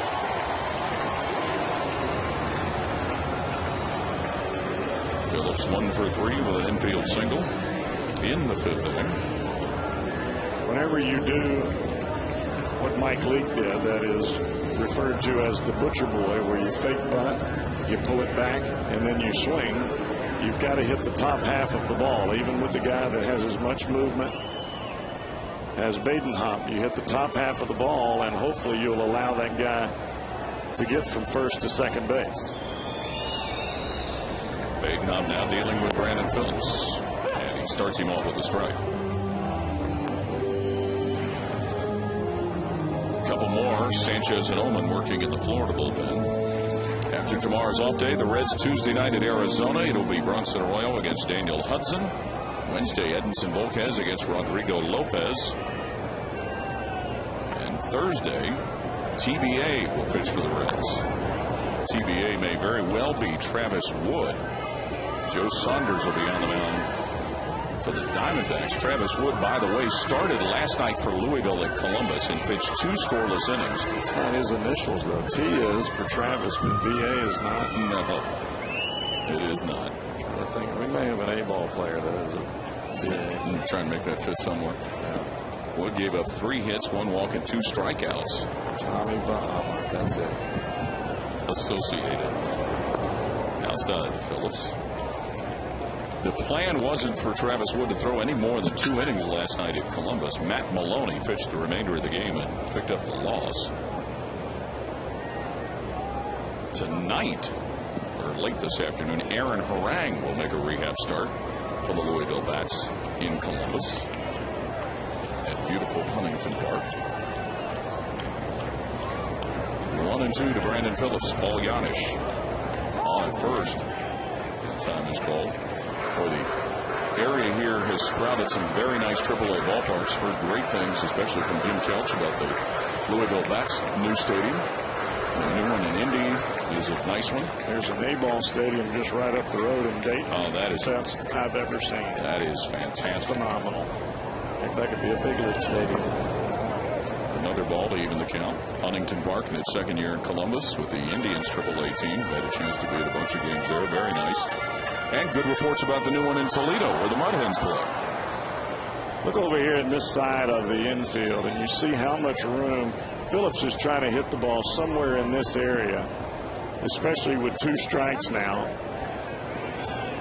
And with Sanchez having to hold on the runner and Uggla playing for the double play close to the bag, Phillips is really going to try to shoot the ball that way.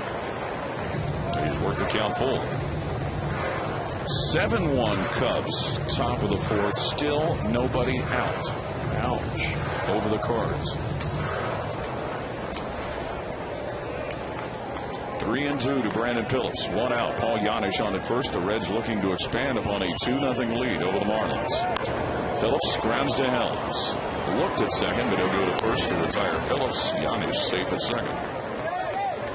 Badenhop did a great job right there. A changeup inside to Phillips. There's no way that you can inside out that kind of pitch to shoot it the other way. Right on top of it. That's where this pitch is here. Inside to Phillips. There's nothing you can do with that ball besides pull it, and he pulls it right to the third baseman. It's a good thing that Dusty had the runner going in Janisch. Otherwise, that's a routine double play. Well, that's going to take care of the time on the mound for Burke Badenhop as Edwin Rodriguez has gone out to make a pitching change. By the way, 29,849 the attendance as Skyline Chili called to the bullpen with the Reds leading the Marlins 2-0. Left-handed specialist extraordinaire now in his 57th ball game. He is tough on lefties. And he'll face Jay Bruce, who looks at the strike. Ullman appeared on Friday here at Great American, an inning. Gave up a hit, a walk, and a strikeout. Paul Janisch out at second base. Swing and a miss by Jay Bruce. That is why he is tough on lefties. That breaking ball starts right at your hands and ends up in the dirt, down and away. Ball starts right here and just goes right there. See ya. Ball's right off the table. 0-2. Will Ullman to Jay Bruce. Now 1-2. And the lefty started low It's easier for Jay to pick up when the ball is up in the strike zone. It looks so good. Then you just want to hammer it. Look at that number right there, 204 against left-handed hitters. That's awfully, awfully good.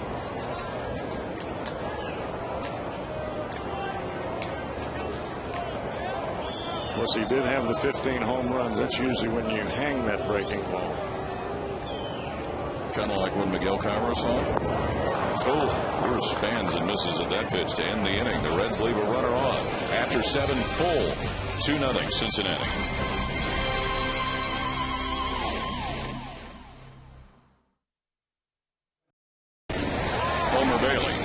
Homer Bailey started out the ball game with fastballs for strikes down in the strike zone, and he just kept on pounding the bottom of the strike zone. Even when he got the breaking ball up, it was difficult for the Marlins to make contact because they couldn't decipher between the fastball and the breaking ball. And he got stronger and stronger as the game goes on. That tells you Homer Bailey is back. Yes, he is. 1-2 his record, in line to get his second win. Carl in Cincinnati with a question in our interactive day. Do you remember when relief pitchers used to come in on golf carts? When did that stop and why? You never rode in a golf cart, did you? Don't think so. They used to do that, I think, in New York, I believe. One of the big time stadiums, and I think it was a sponsored idea. And I think it just became kind of unathletic to come in on a golf cart. Unathletic. Well, pitchers get enough ribbing about being non-athletes and just being able to use one body part, your right arm. Nick Masset's done a good job with that right arm. Yes, he has. Ramirez up the middle, but there's Giannis. 1 out. And while we wax on about Nick Massett, how about Logan Ondrusek with that bases loaded jam and getting a big strikeout?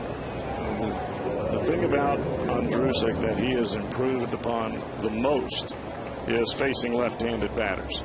And when you're a right-handed pitcher coming out of the bullpen and your manager is not afraid to leave you in there to face a left-handed pinch hitter, you're doing something right. When you can get left-handers out in crucial situation, you are on your way to doing the job in the bullpen. Ondrusek struck out pinch hitter Chad Tracy with the bases loaded in the 7th inning. Logan Morrison, 1 for 3, a single in the 3rd, his positive mark today.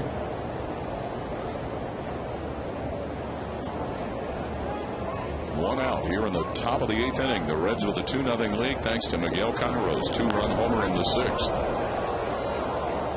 Morrison got around on that in a hurry. And really what Massett is trying to do here to these left-handed batters, start them inside with that good hard 94, 95 mile an hour fastball, get them to think fastball, and then here comes the split finger. You can't hit both of them.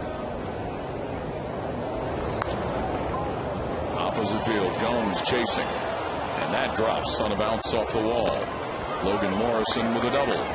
Well, Morrison did a great job there. Ball was elevated by Massett, not the best split finger that he's got. It looked like it stayed a little bit flat and up in the strike zone. And Morrison just flat bats it out into left field. One-armed it almost. His second base hit of the day. Each team now with 6 base hits. Well, that was a heck of a job of hitting right there. Sure was. Gabby Sanchez, 1 for 3. An infield single in the 1st for the Florida first baseman.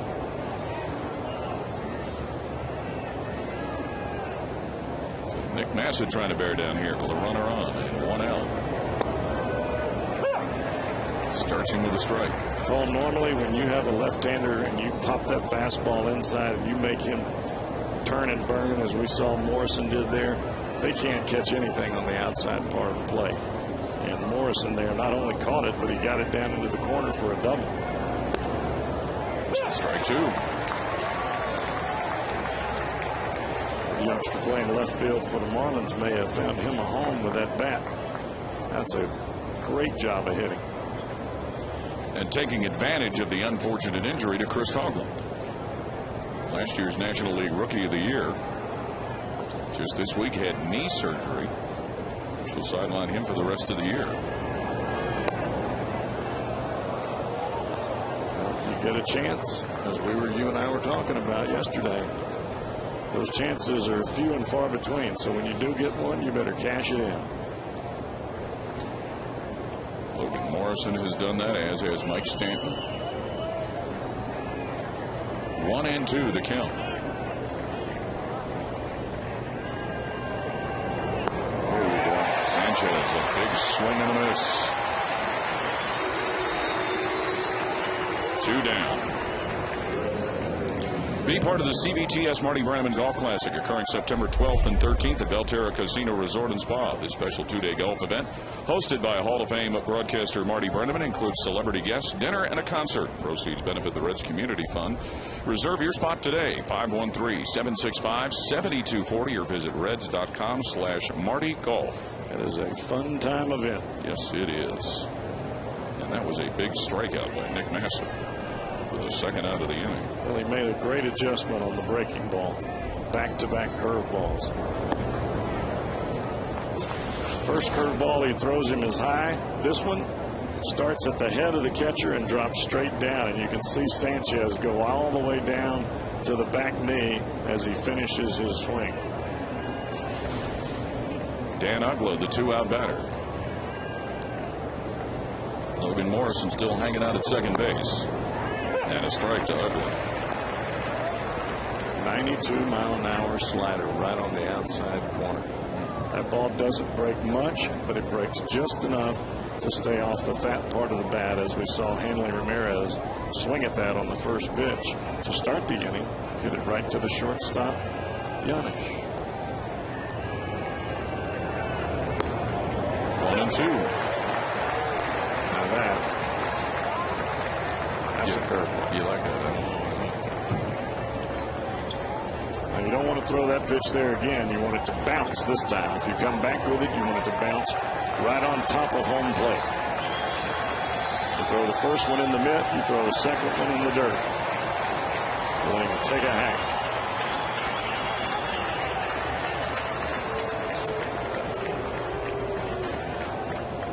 Ugla with a couple of singles today in the first and in the seventh. Last night he hit his 27th homer of the year. You can go high fastball here, or you can go curveball in the dirt.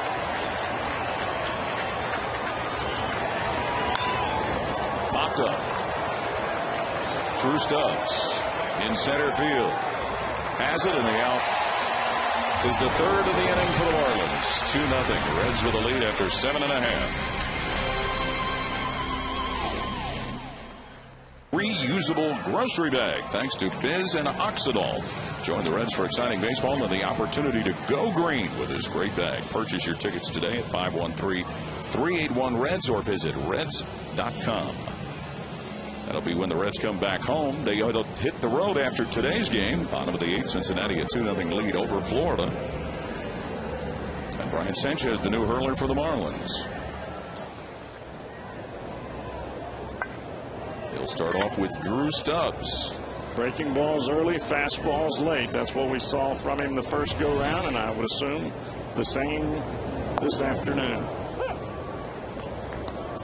Sanchez was in the Friday game. 2 innings, a walk, and a couple of strikeouts. Came up from their AAA team after a hamstring injury suffered in early April. Slow roller, Helms throwing. Just gets Stubbs for the first out. Fastball, split finger from the right-hander Sanchez. He keeps the fastball down, moves it from side to side to keep himself out of trouble. You can see the split finger there as Stubbs beats it right into the ground. Helms, if that ball doesn't roll back into his glove, he's not going to get a throw off with Stubbs hustling as much as he was there. Johnny Gomes will be the batter. On twice today, a walk and an error.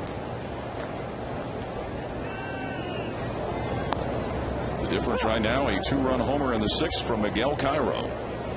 Giving the Reds a 2-0 lead. We want to take an opportunity to wish an early happy birthday to a big Reds fan, Estella Reese. Her birthday is coming up later in the week when the Reds will be out west and playing in the late hours. But Estella, happy birthday. She any kin to Della Reese? Different spelling. You a Della Reese fan? I've just heard of it. I think she's on TV. Sang a few songs in her time. 1-2 the count. This kid throws strikes. He does. Come out of the bullpen and you throw strikes and don't leave the ball in the middle of the plate, you got a pretty good chance.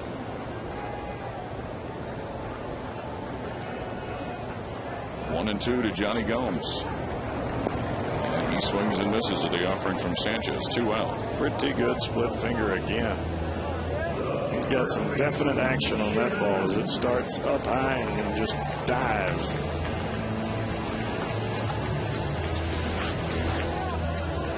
Set up away, split finger, get that ball just take off inside. It's not the velocity, it's the arm action. You're swinging, thinking it's a fastball, and that baby comes up there dancing all over the place. Jim Edmonds, the 2-out batter.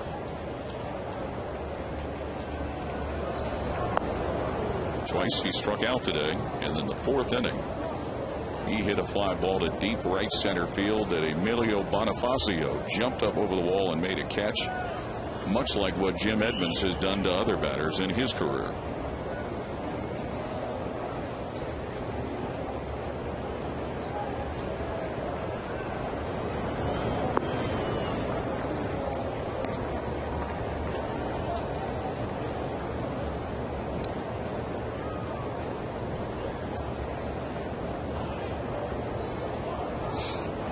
Sanchez from Beaumont, Texas. Checked by Jim Edmonds in enough time. Played collegiately at Lamar University and was drafted by Kansas City in 1999.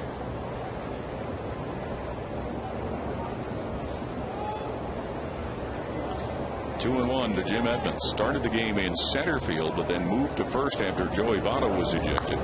Edmonds flares this one to left. Racing back to the wall, Morrison, and there's Jim Edmonds. First base hit in a Reds uniform, and he will gallop into second base with a double. And a big hand for Jim Edmonds in his first base hit since being traded to the Reds.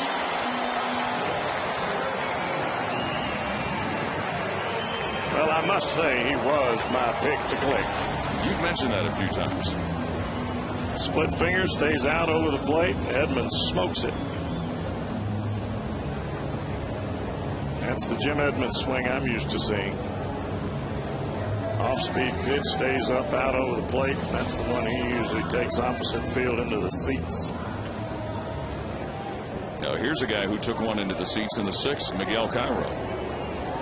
His 2nd or his 4th homer of the year, and it came with a man on. And that's the difference in the game right now. That base hit for Jim Edmonds snapped an 0 for 12 streak. Well, nothing like a little insurance run right here. It proved beneficial in last night's game. Be awfully nice right here.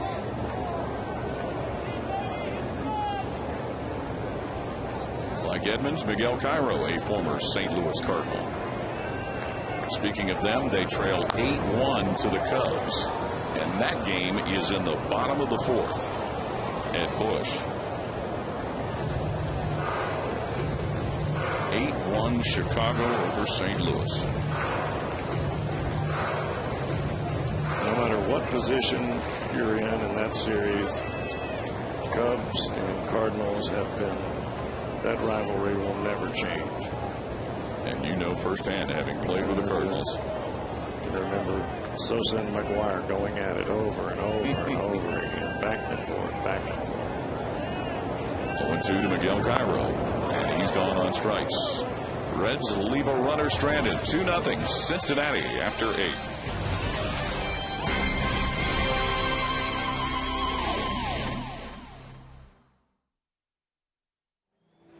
That's our John Morrell NFL hot dog play of the day.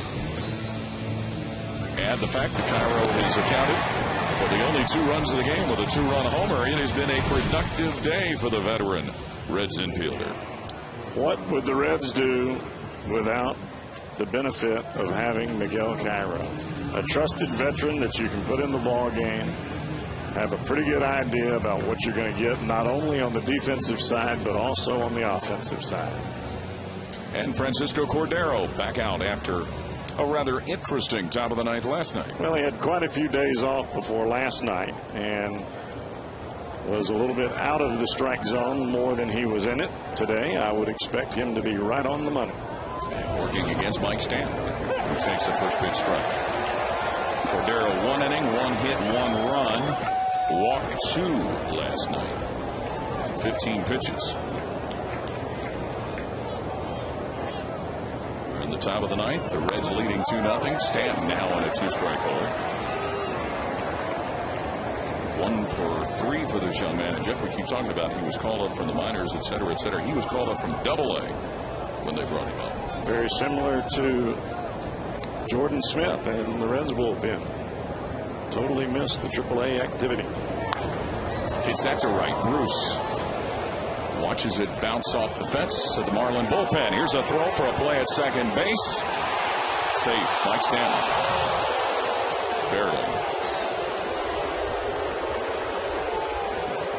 Kid can hit, can't he? Yes, he can. And that kid in right field can throw.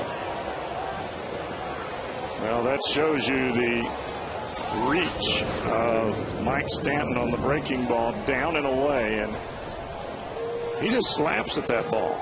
It wasn't as though he tried to take a big, huge swing. He just slaps at it as if you're going to slap the ball down the first baseline, and he hits a bullet off the bullpen wall right down the right field line. Man, that kid has got some sock. Wes Helms, the batter, was standing out at second. Ball 1 from Cordero. Helms 0 for 3. Looked at strike 3 in the 4th. Bounced out to second in the 2nd. And a fly ball to Joey Votto in the 7th. Or excuse me, it would be now to Jim Edmonds in the 7th. As Edmonds is playing first base. Well, in this situation for Cordero, even with the runner at second base, he means nothing. The guy that's standing at home plate is the guy that you have to continue to get out. And fortunately, Cordero is at the bottom of this Marlins order. Helms trying right field. Foul ball.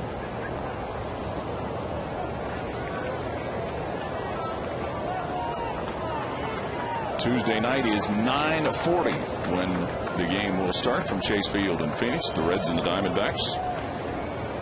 Same start time for Wednesday and Thursday. 6:40 here, right? No, 9:40 here.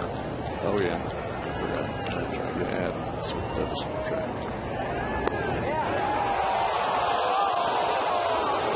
If you happen to not be looking at the screen for a moment, you could hear from the reaction what that pitch was. Well, that is the pitch that is just a bit outside. And it may look like a strike, but that's not a strike. 2-2 to Wes Helms. Phillips gets it. The runner will move on to third, but he'll throw Helms out for the first out of the inning. Stanton on to third. Better adjustment there by Cordero after missing just a bit off the plate. Comes back right to the outside corner, gets the ground ball. And like I said, Paul, right now all you're trying to do is get the guys out that come to the plate. Emilio Bonifacio, the center fielder, is at the plate now. 0 for 3. Joe's bunt takes a strike.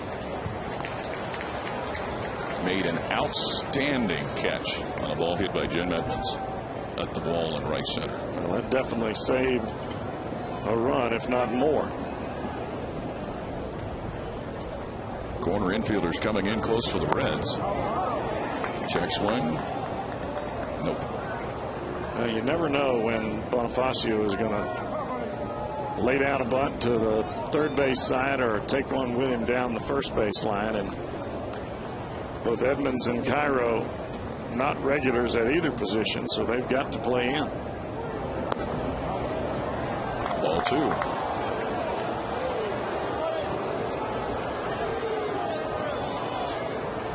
Bonifacio came over in a trade with Washington after last season. Cordero in his second season with the Reds after having been in Milwaukee. 2-1 pitch. Now 2-2. It is 8-1 Cubs over the Cardinals. Top of the 5th in St. Louis. The Reds 2 outs away from taking a half-game lead in the division. That last pitch to Bonifacio was a fastball inside, and even with the quick bat of Bonifacio, he was not able to get to it. He fouled that ball off down the left field line. Strike 3. That is a big-time pitch right there, fellas. You start that one just about an inch inside, and it runs right back over the corner. Boom. Money. 97 mph on that baby. The 8th strikeout for the combination of Reds pitchers on the day. And Cody Ross has come to pinch hit for the Marlins for catcher Ronnie Paulino. Now this guy is an awfully good fastball hitter. Cody Ross I'm talking about.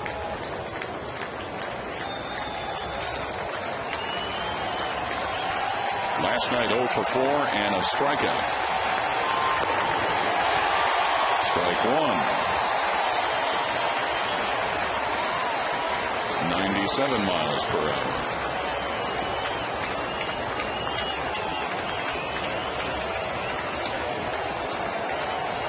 Stanton at third. Led off the inning with a double. Strike 2. He cannot hit the ball up there. Ross likes the fastball down, and he likes it out over the plate. But down more than anything. If you elevate the ball and he's going to swing at it, I'd go right back up there again. Put him in the books.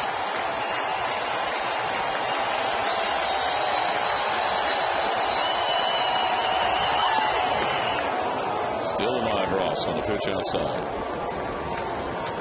That's an adrenaline pitch right there. Meaning too much.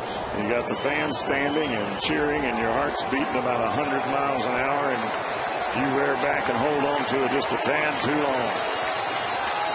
1-2 to count the pinch hitter Cody Ross. There it is. Still 1-2. Now you got to get it just a little bit higher, or now that you've got the swing there, you drop the breaking ball. All of those pitches, 97, 96, back and forth.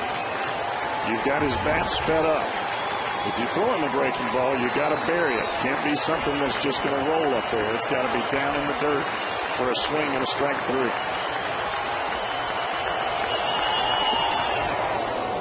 Count now even at 2-2.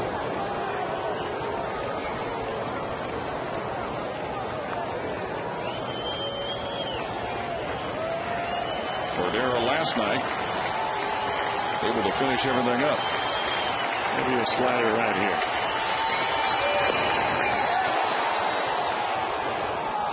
Ball 3.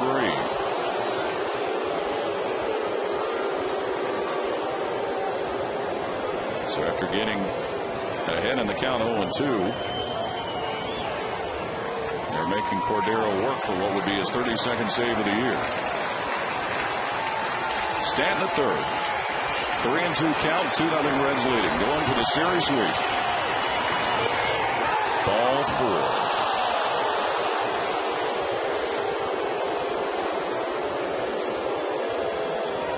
The first walk issued by any of the Reds pitchers this afternoon.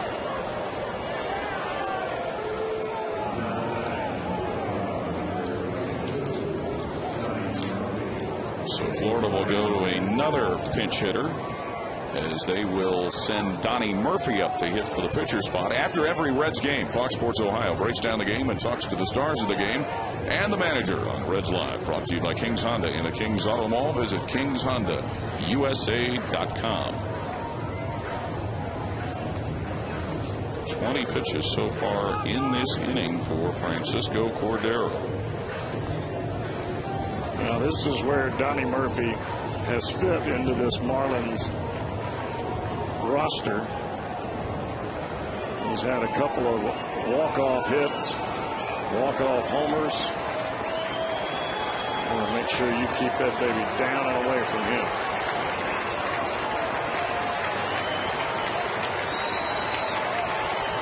Two for 10 on the current road trip for the Marlins is Donnie Murphy. Strike from Francisco Cordero. Breaking ball right over the heart of the plate. That's what you want to do. You want to get ahead right here. Stanton at third base. Ross at first.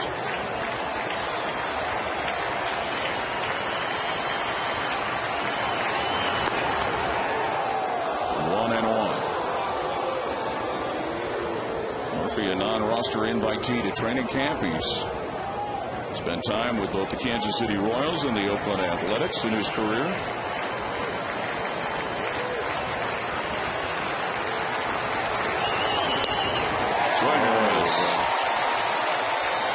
See, that ball started right on the edge of the corner and comes right back to the plate. Watch this ball just slightly come back. That is a perfect pitch. The pitch before, he started too far outside. Strike three. Three-game sweep for the Reds over the Marlins. And for the moment, a half-game lead in the National League Central as the Reds beat the Marlins 2-0, and Francisco Cordero closes the door. Cordero adjusted his sightlines today, and he comes back with a money pitch right there for both strike two and strike three. Not only is that a strike, it's right at the hollow of the knee. It's right on the outside corner, splits it in half. You're not going to swing at that because you think it's a ball, and you're not going to hit it because it's 97 miles an hour. Impressive relief work by Cincinnati and Francisco Cordero. Following up an impressive starting assignment by Homer Bailey. Miguel Cairo's two-run homer, the only tallies of the game. And the Reds beat the Marlins 2-0. We'll be back on Fox Sports Ohio.